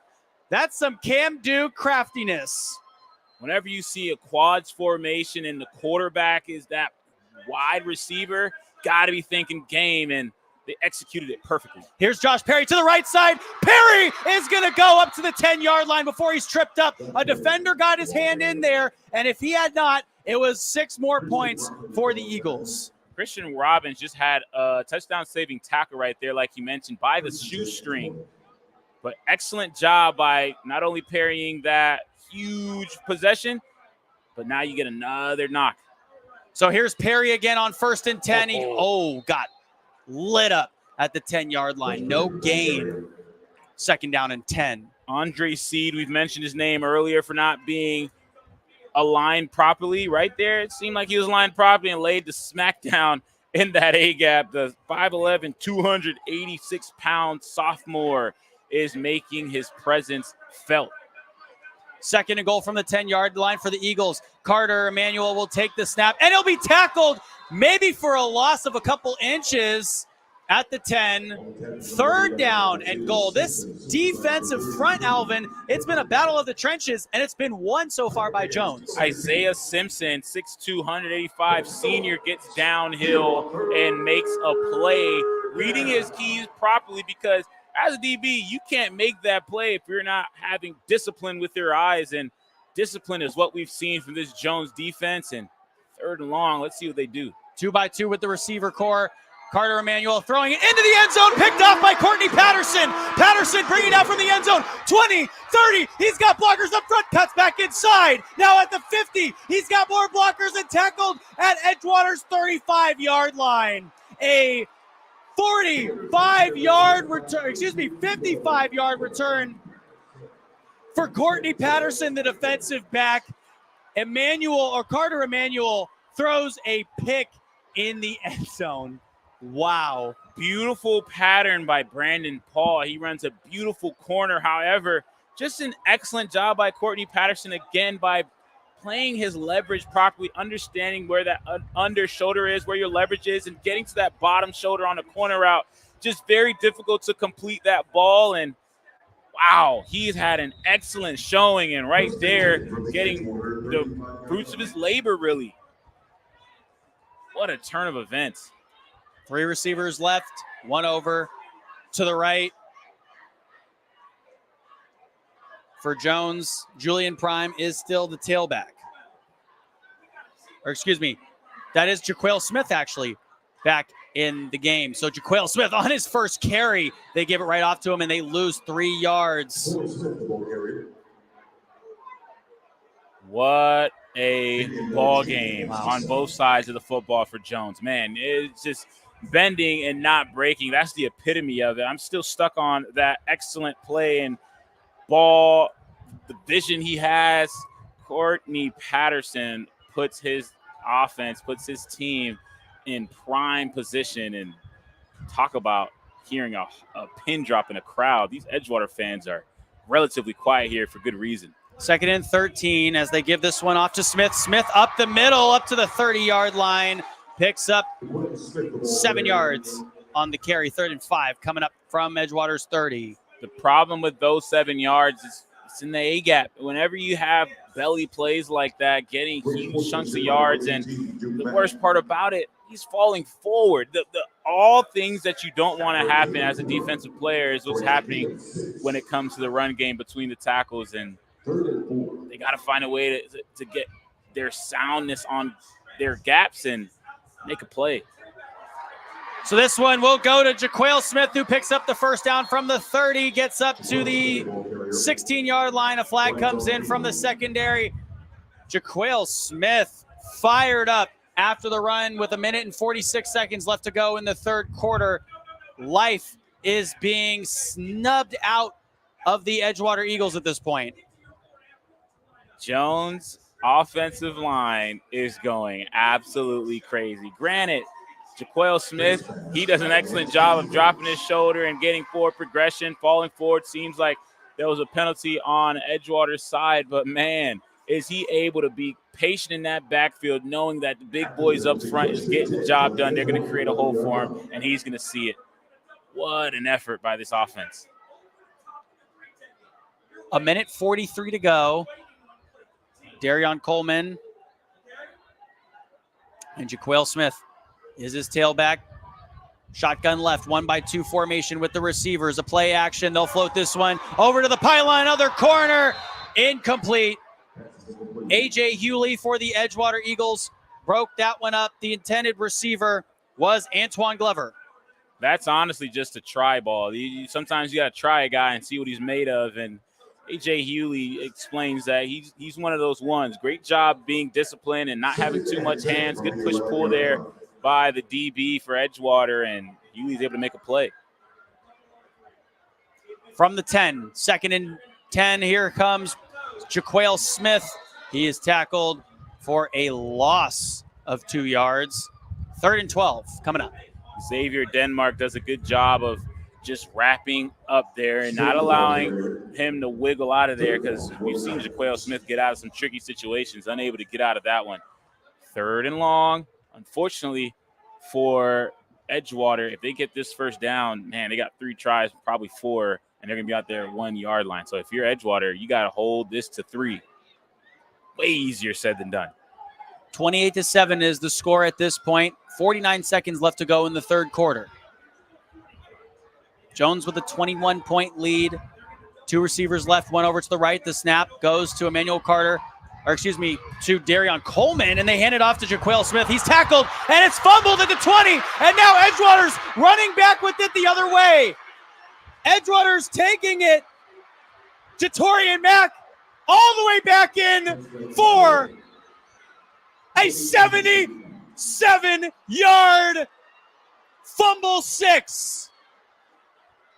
Duke Mack with the return, headed off to Appalachian State after this season.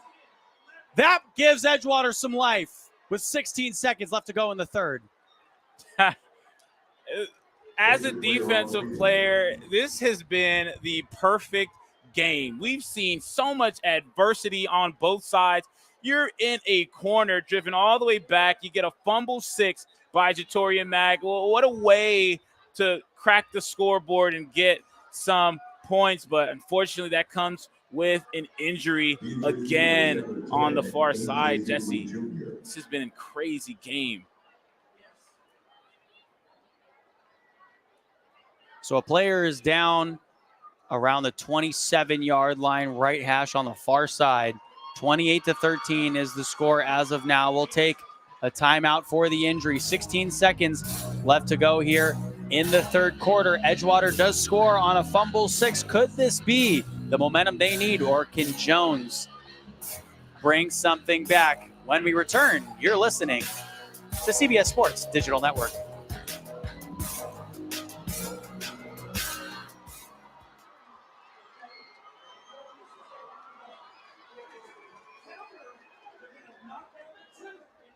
And we're back here with 16 seconds left to play in the 3rd quarter.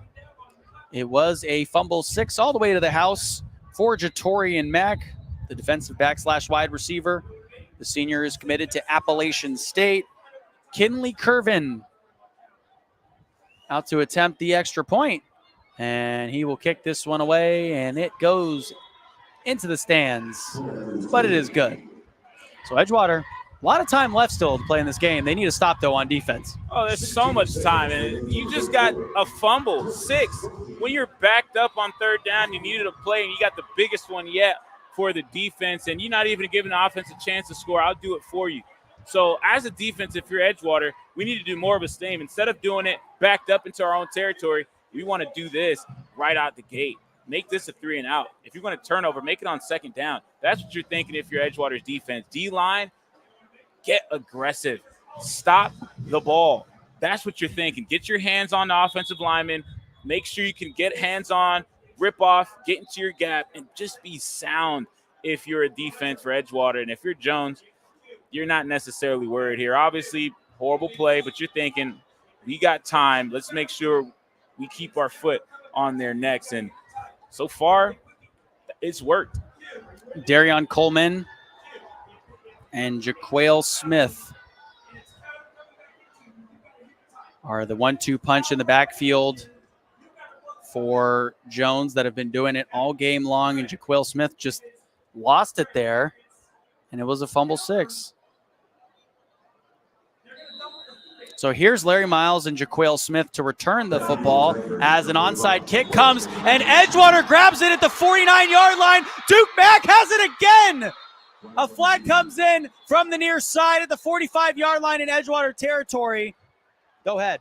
What do you think? It didn't go 10 yards. No. You have to wait for the ball to go 10 yards before you lay down the lumber, but just really, it was a game of feet, and got a little excited there. And granted, that would have been a huge momentum shift, but it doesn't look like the ball crashed that 10-yard plane. So the officials are going to get together and talk about this one. Great idea. Yeah. Great execution. Just really too perfect of a kick because it just bobbled and bounced right in front of that 10-yard line, and body started to hit the floor a little too soon. So an offside against the Eagles. So they'll get backed up a few more yards. Funny enough, if you're Edgewater, being in these moments. You try it again? Oh, my goodness. Are It doesn't even matter if you try this specific thing again, Okay. but that just gets you juiced up. Like, Yeah. you're so fired up because you got to lay a hit, you got to get the ball, and you're like, you know what, we're one play away from this thing. We're right on the cusp, and that's the pendulum shift if you're Edgewater that you need, especially you want to fire up those big boys up front in that D-line and see if you can't get them to hit as hard as you've seen that hit for the kickoff team.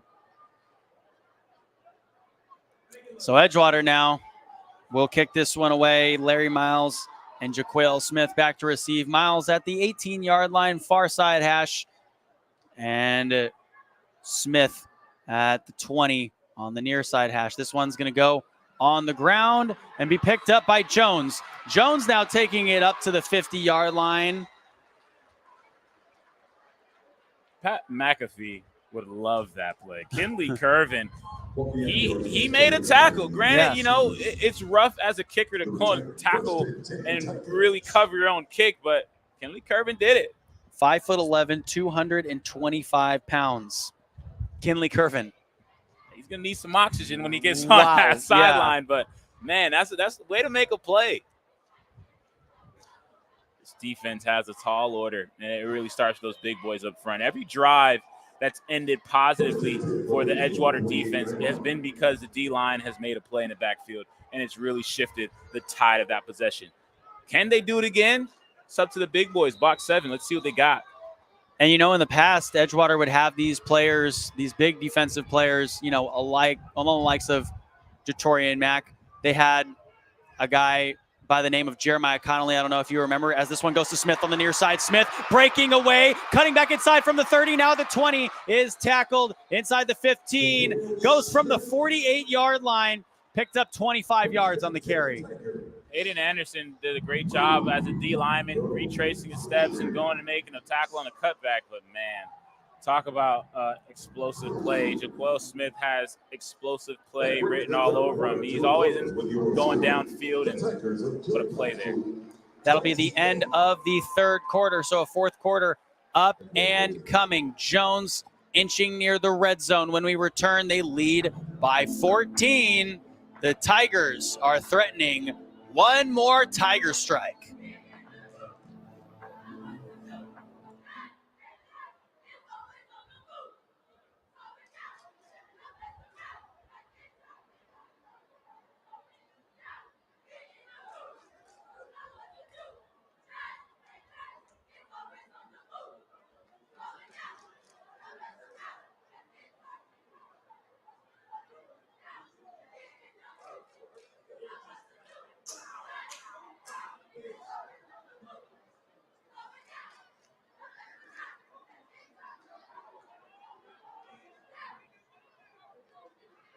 Shout out to the Tiger cheerleaders. Looking great, ladies. Job well done to Fred Moore. That's all they do with the Jones High School. Fourth quarter is upon us. Edgewater gets 2 touchdowns back in that third quarter. Jones did get a score as well. 28-14 is our score. Jones from Edgewater's 15-yard line. Coleman is in the backfield, joined by Smith at his left hip. 2 receivers left, 1 over to the right. Now from the right hash, Coleman takes the snap, gives it off to Smith. Smith spun down for barely a gain. Maybe the officials give him one if he's nice. Second down. We were talking about this a little off air, and really, Jones' O-line has been so dominant in this game. And going back time and time again, we've seen 120 yards a game for Jaquale Smith and Xavier Payne, DeMarcus Harris, Caleb Richardson, Jakari Leonard, and Justin Lai has done excellent work this season.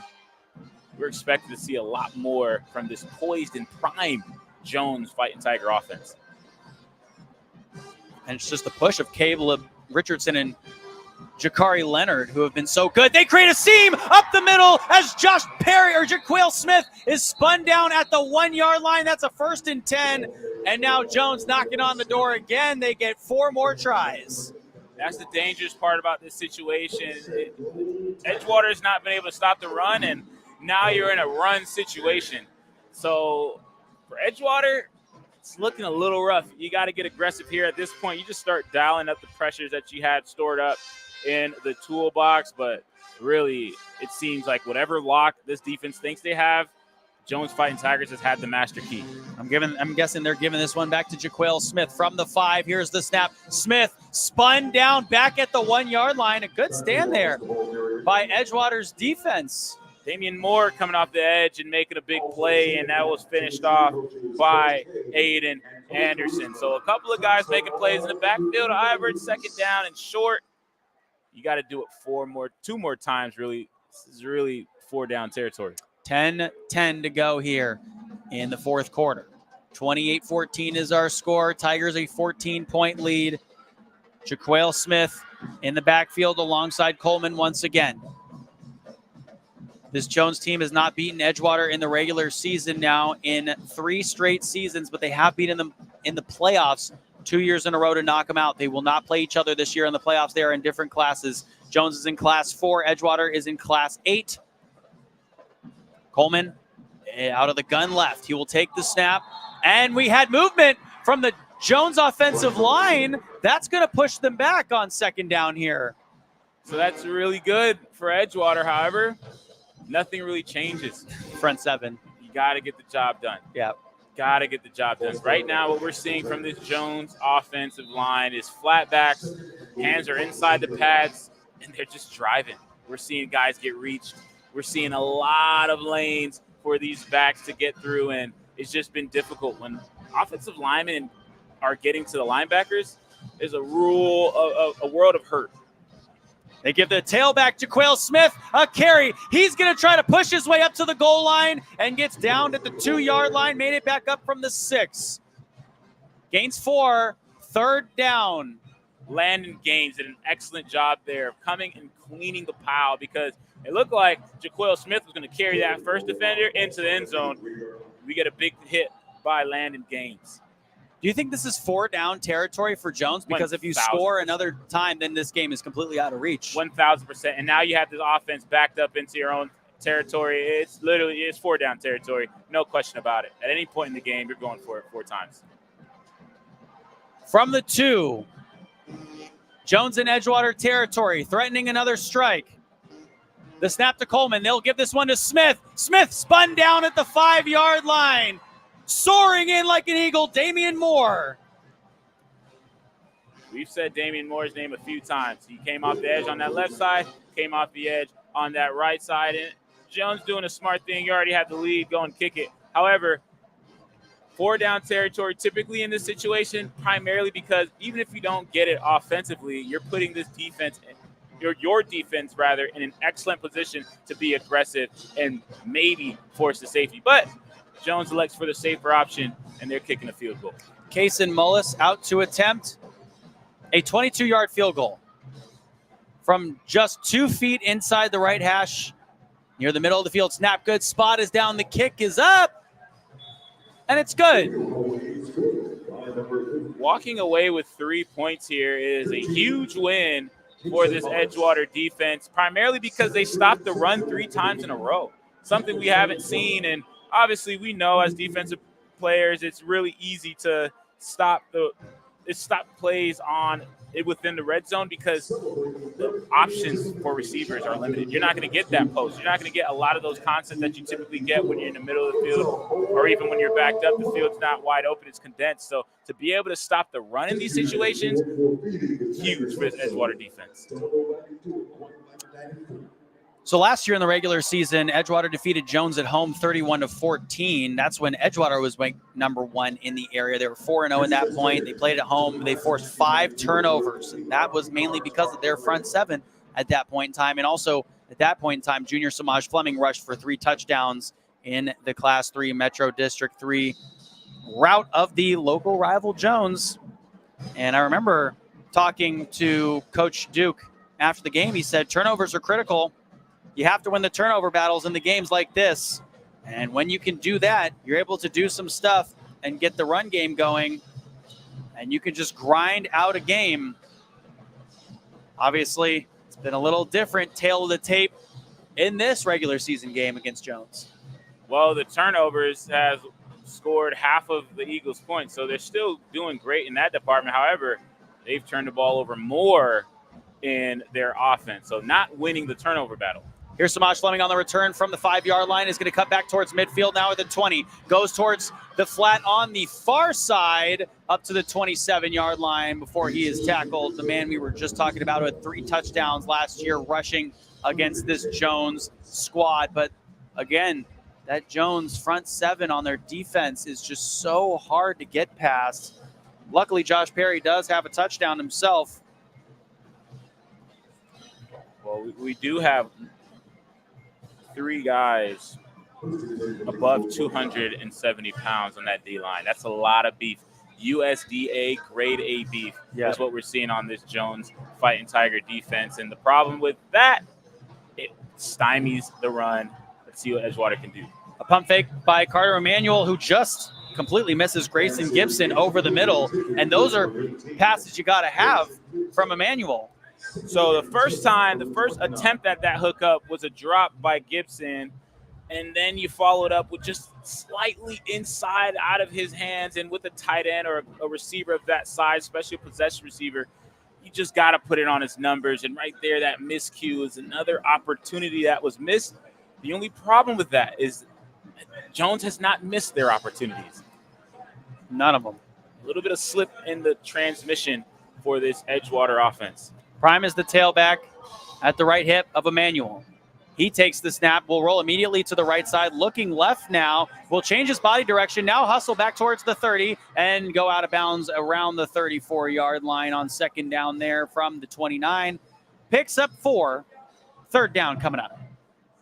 That is the definition of blanket coverage by Jones. There's just nowhere to throw the football. And if you pair that with a good D-line and a good rush, you have an excellent defense that gives up 7 points against a team that just scored 50 plus. So excellent job just by the entire 11 on this defense. 31-14 is our score as Emanuel will take the snap on the third down, drop back, throws it over towards the right side, completely missed Luke Anderton on the out route. Fourth down and about 7. You got to go for it here, even though you're on your own 33-yard line. In Carter Emanuel's defense, that is an NFL caliber throw. 10-yard out on the far hash is just difficult for any quarterback to throw, even in the league. And after you've taken the amount of hits that he has, it's proven difficult on that possession. However, we've talked about this before. How good are you? Well, we'll find out. When you need to get something done, can you get it done in that moment? And Edgewater has that opportunity here, 4th and long. 2 receivers left, 2 over to the right. Now Perry goes into the slot right. Emanuel with an empty backfield from the 26, throws it over to the far side. Pass caught for the first down. Tyson Carter, or he has a few catches in this game, one of which was a touchdown. It's mark of a good offense. Granted, there's been a lot of miscues, and if they're a car, the transmission has been slipping. However, in that moment, they were able to get the job done, keep the chains moving, keep this possession going. Wheels are still on the road. Just got to get something done here quick. 2 receivers left, 2 to the right. In motion is Paul. Emanuel back to pass from the 33-yard line, throws it underneath the Paul at the 35, now at the 39. Gets tackled for a loss of 1 yard on that first down throw. That's really just an excellent job by the defensive core for Jones. You got a myriad of guys in that area. Courtney Patterson, one. Anton Glover, another. Just really tip of the spear drill. It's a short screen pass, and all guys had their eyes on him, and they made a play for it. No yards. 31-14 is our score, 6 minutes to play. Brandon Paul in motion from the 40. Emmanuel takes the snap. He's at the 34-yard line, dumps it off to Paul. Now gets up to the 40, now 50-yard line before he goes out of bounds. It's a first down. It's a great job again by that time having a lead blocker in Luke Anderton, and that allows Brandon Paul to get sprung upfield, and looks like he may have gotten the first. If not, he's close to it. He did indeed get the first down, and they are 1 yard now into Jones territory. They still trail 31-14 in the game. 5 minutes and 51 seconds left to go. We're going to take a timeout here on the broadcast for our final media timeout of the game. Again, under 6 minutes to play. Edgewater needs their offense to kickstart right here.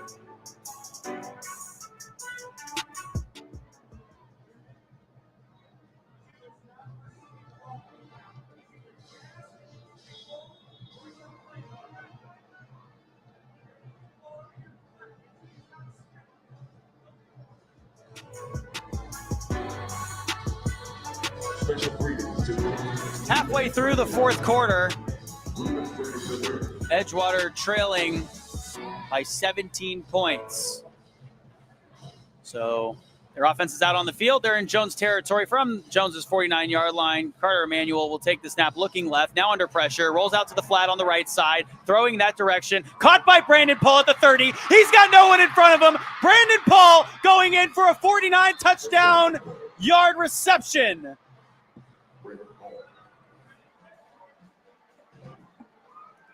Brandon Paul, 5'10", 180-pound senior with one D3 offer, one D2 offer.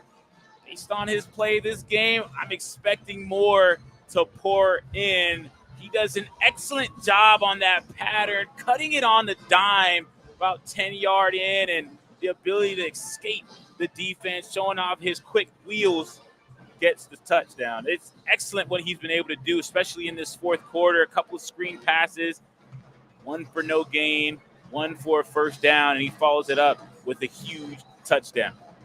Something interesting I have not seen yet in this game for the Edgewater Eagles is that they usually have that revolving door after, a touchdown, the revolving door, and they have not used that at all so far. I'm curious if they're going to use that at all. They have the personnel for it. You don't have the personnel for it. Swinging gate is something you typically do when you know you have a step, but this Jones defense has been so cued in, you would really just close the gate and kick a field goal. Right now we're going for two. I'm excited, Jesse. This is where things get interesting. Edgewater going for two here.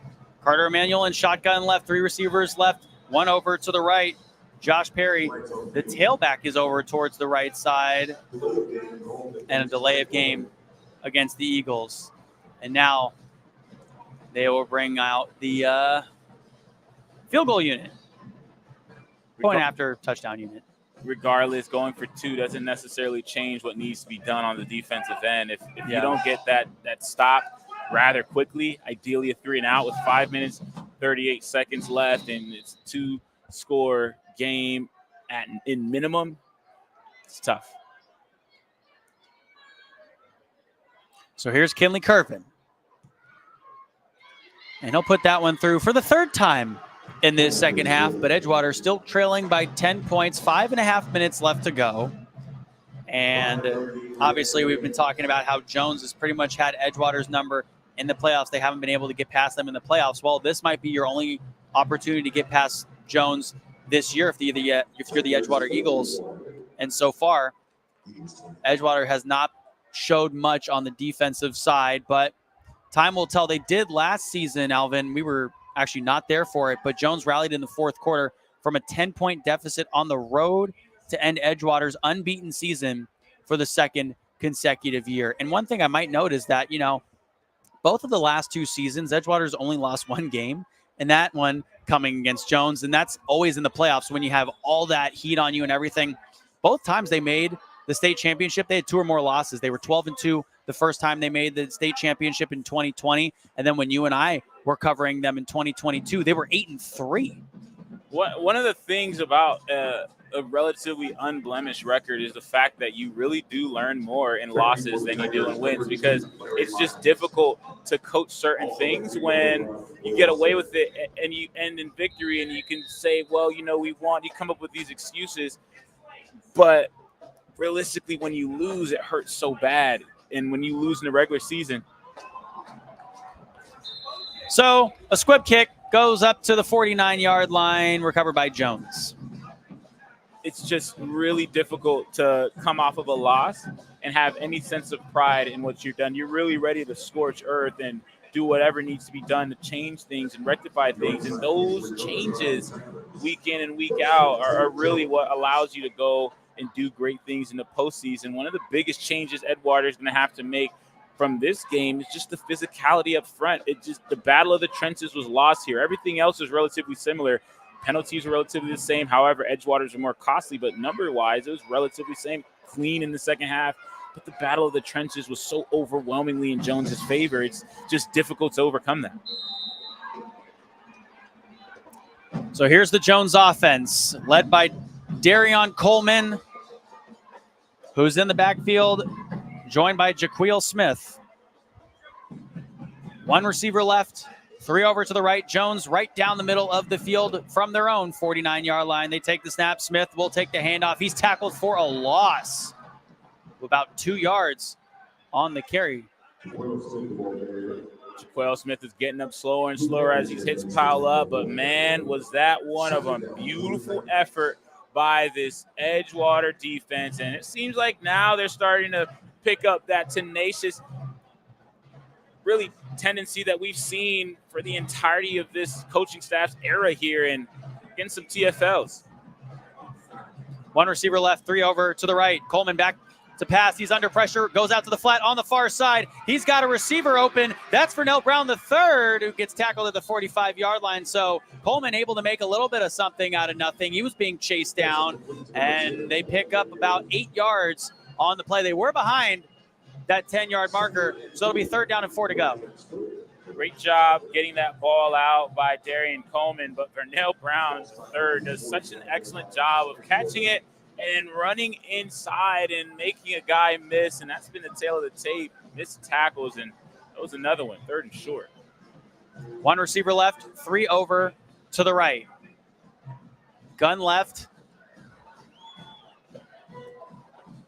for Coleman in this Jones offense. 4 minutes and 18 seconds left to go in the 4th quarter. Here's the snap from the Edgewater 45. They'll dump this one underneath to Brown III. Brown III up front. He gets the first down up to the 35-yard line. Picks up 10 on the reception. The chains move. I can't think of a better athlete to have a jailbreak screen run for. Samaj Fleming, Vernell Brown III. Well, right there, we just saw Vernell Brown III get the perfect tunnel screen and runs that thing for another first down. And this game is getting out of hand with the clock ever slowly ticking away. It's really difficult for Edgewater. Does Samaj Fleming have a reception in the second half? Don't believe so. He has not been targeted. He does not. One receiver left, 3 to the right.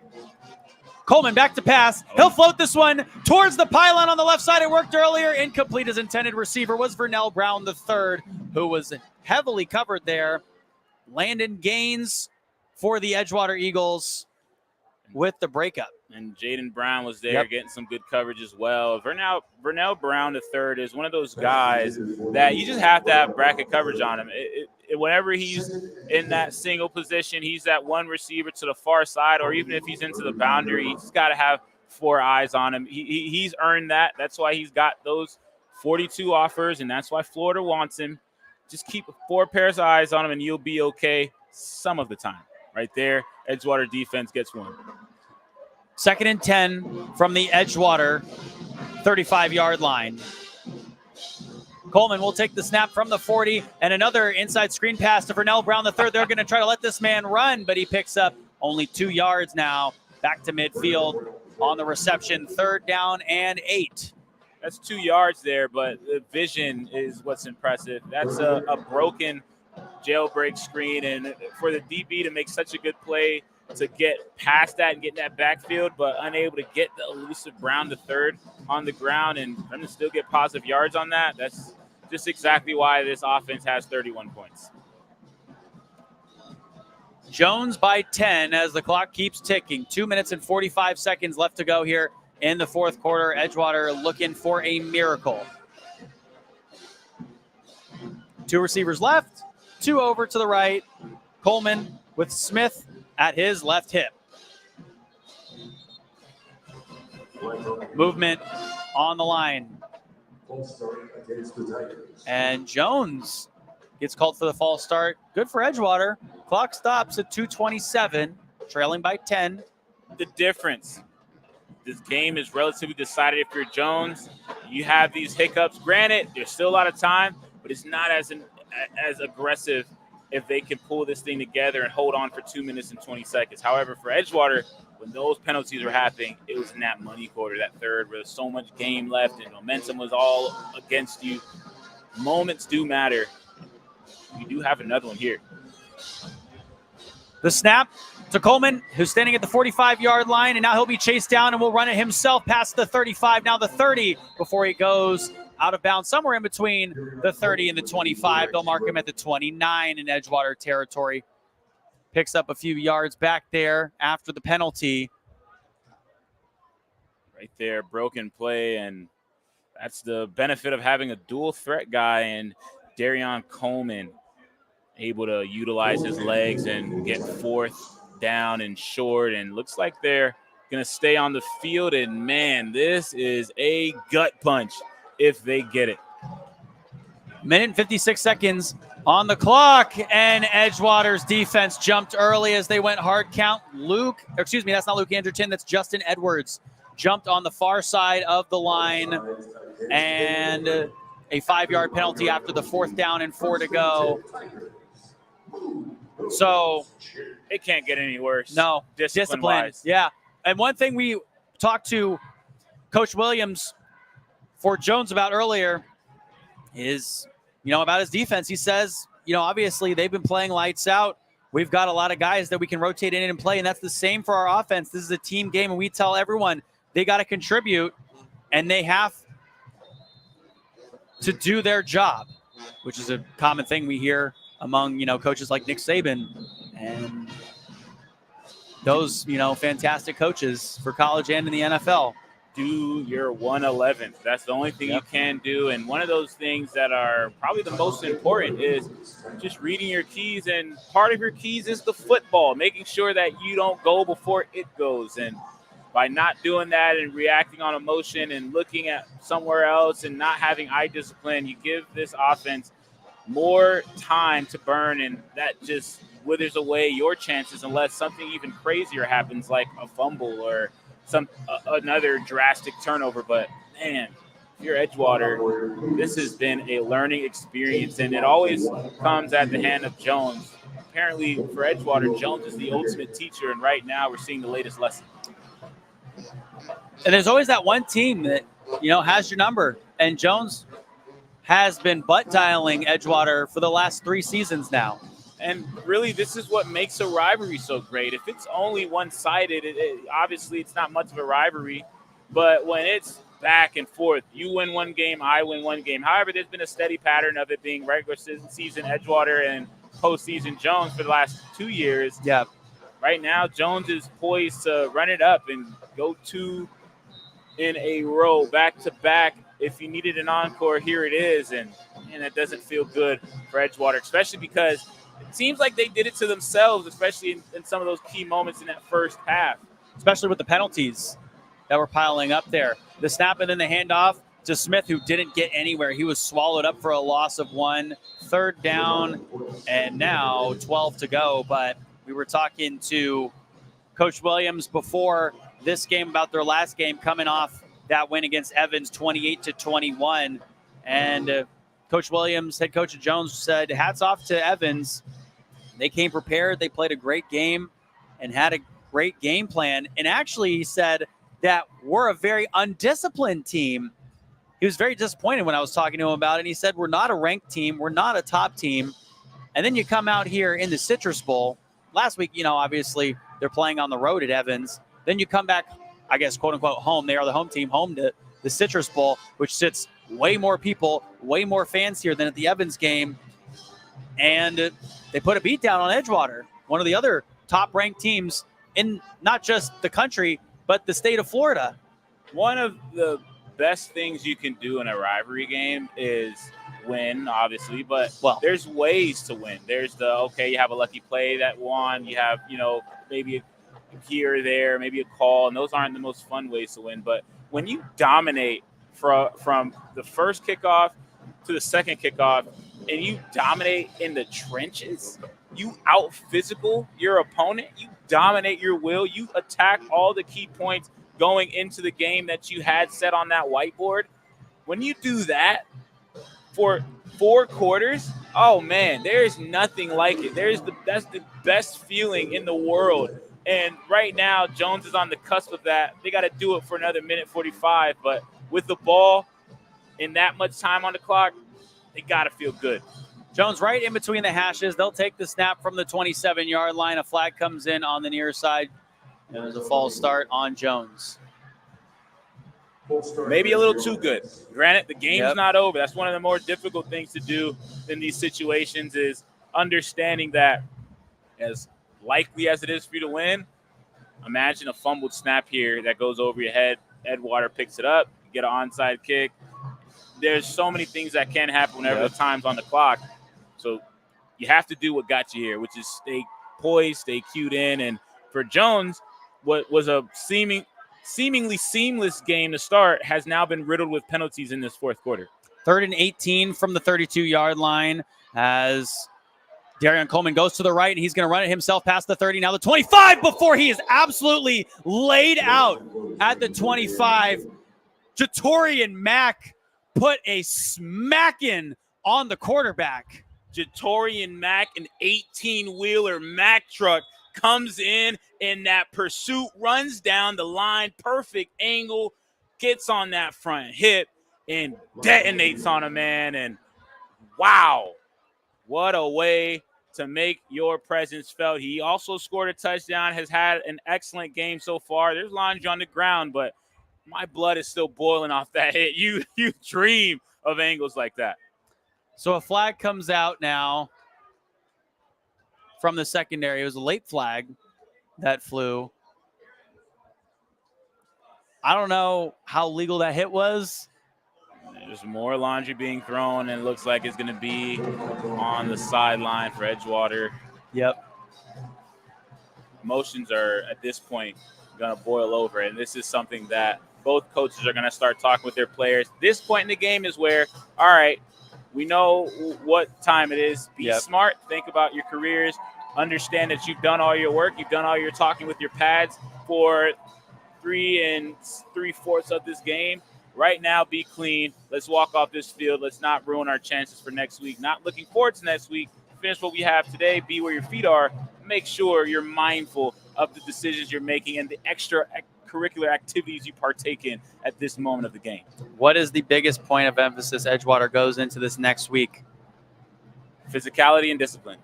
Okay. The trench battle has to be won, or it has to at least be even enough so that way you can allow your star-studded perimeter players to make plays. Samaj Fleming notably one, Brandon Paul notably another, and a myriad. However, if your quarterback is running around and scrambling for his life and he's watching the rush, that's going to make his process a little worse. Now, obviously, Carter Emanuel can be better, but it's a team effort. Everyone going 11th, it makes the next man's job a little bit easier, but it really starts with discipline, and I think that discipline comes from understanding if you're winning that trench battle or not. So jump a minute and 26 seconds now. Has a first down and 10 to go from Edgewater's 12-yard line. The snap, and then the handoff to Smith as he goes up the middle. Second down, about 10 to go. And this just lets me know that this D-line is capable of it, because now they're stopping the run like Jones was in that first half. It's just a little too late. And unfortunately for Edgewater, this is just something you're going to take it in next week. But Jones, wow, from start to finish up until now, they have looked sublime. They have been executing perfectly offensively. They've been able to create holes and really move men off their mark. And this O-line now is starting to show a little bit of age, show a little bit of wear and tear, but it might just be because they're partying a little early. So now they have Smith way back behind Coleman, and Coleman will take a knee at the 17-yard line. Jones will get a commanding victory over the Edgewater Eagles with time at 20 seconds. That kneel down is going to do it for us here. Wow. 31-21, a game completely dominated by Jones. And like I was saying earlier, despite those pleas that Jones head coach said Williams was saying he's not deserving of a high ranking after hanging on to that win against Evans 28-21. The Jones Tigers remain in the top spot in the Sentinel Super 16 coaches poll. So they're still the number one team in Central Florida. And I think they're going to stay there as well. Jones, Lake Mary's number 2, the first academy who did beat Edgewater, number 3. Stanford Seminole is number 4, and Edgewater is at number 5. That's probably going to drop a little bit after, getting down by Jones. Didn't really prove much in this matchup, 31-21. So as they go into the locker room after this game, what is Coach Duke going to say to these men? Those same two principles, just understanding that discipline will always make you right. And honestly, you just got to show more of that dog in that first half. We've seen Edgewater do it from the defensive line standpoint in that final fourth quarter, but at that point, it was too little too late. And to go back to your Jones point, Jesse, this team, they look excellent. They look great. You have some star-studded talent on that side, but really the cohesiveness and unity of that offensive line is definitely noteworthy. We'll take a break and come back with our final post-game wrap-up here. The Fighting Tigers win this one 31-21. We'll see you on the other side of the commercial break.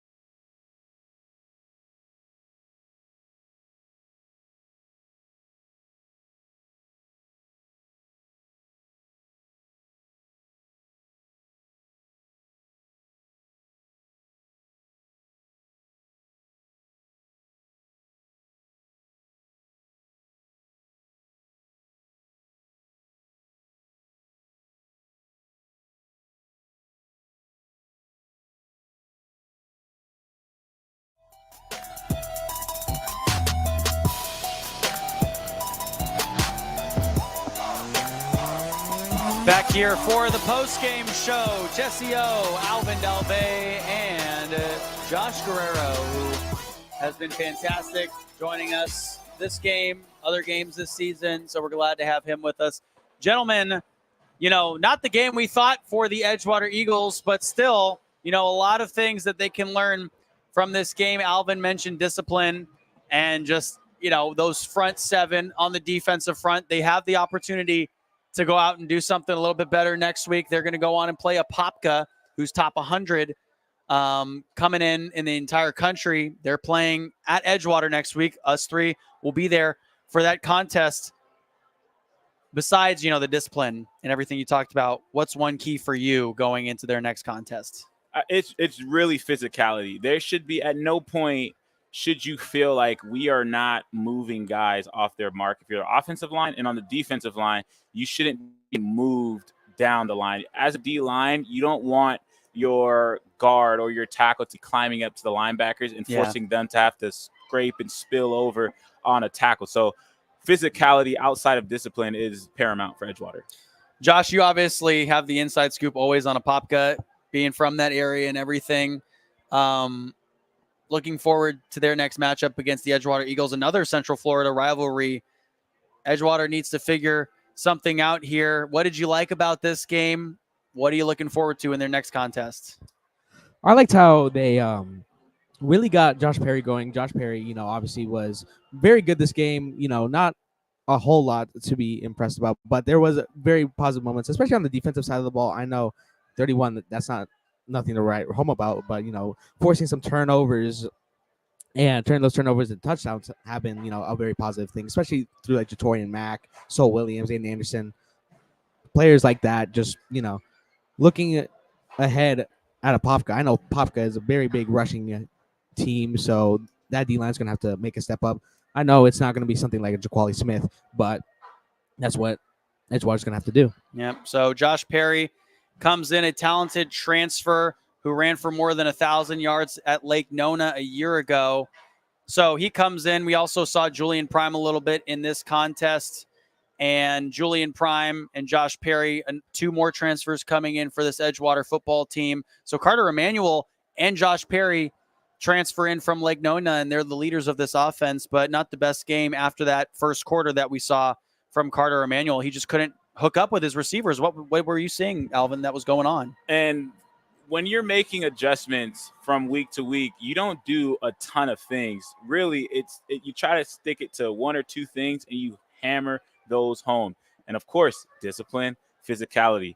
If you're Carter Emanuel, obviously you want to be more precise with your throws, your footing. You want it to be a little bit crisper, and from there, it's going to allow you to deliver the ball where you want it to be. However, if you're Edgewater, you're thinking, man, if we could protect him a little bit more, make him not think about the rush, make his clock not go off as quick. So that way he understands that I do have 3.5, 4 seconds to deliver this football. I can look farther downfield. On that interception to Brandon Paul, I don't have to rush that throw. I can lead him a little bit out of bounds on that corner that got picked off. Yeah. I can, on those 5-yard outs, I can deliver and really step into this throw, not thinking that my rib cage is going to get obliterated. So physicality up front, again, will not only help the rushing game, it allows that passing game to work.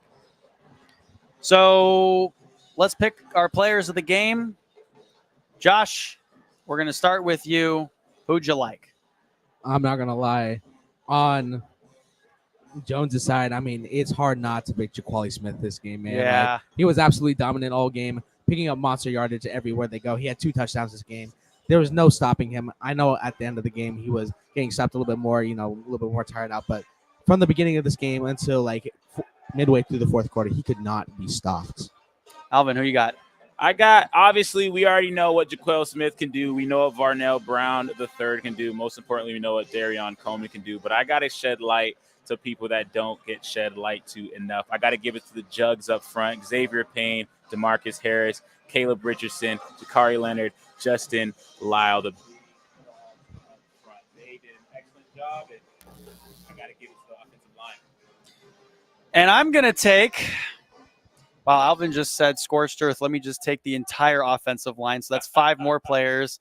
I think I'm going to go, Vernell Brown III really got that touchdown back that kind of snuffed out all of the Edgewater momentum that they had.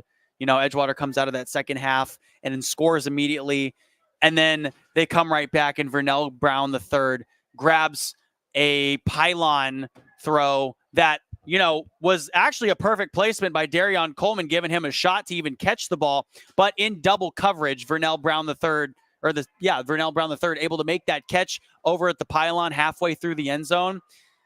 He is my player of the game. That just snuffed out all of the momentum that Edgewater had going into that specific moment. And it was the reaction that they needed. And that's what kept their fans in the game. And that's what suffocated the energy and life out of the Edgewater fans. And we say that fans really do play a big part of football games, is because they're the ones that bring the energy to your squad when you have a 3rd down and 15 to go, to not have your team jump offside, to not have someone hit a quarterback too hard on the far side that leads to, 15 more yards down the field because of unsportsmanlike conduct. So it's just the little things like that. A good learning lesson for both of these squads. Jones is going to go on and play number 43 Osceola next week. Jones moving to 3-0 on the season. Edgewater will play number 93, Apopka, next week, and we will have all the coverage over there for you as well. Edgewater now falls to 2-2, first time in a long time. Edgewater has been 500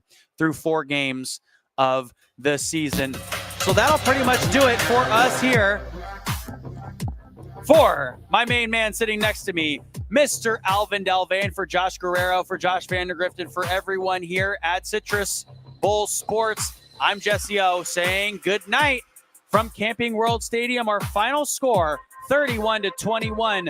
The Jones Fighting Tigers keep on fighting, and the Edgewater Eagles need some help.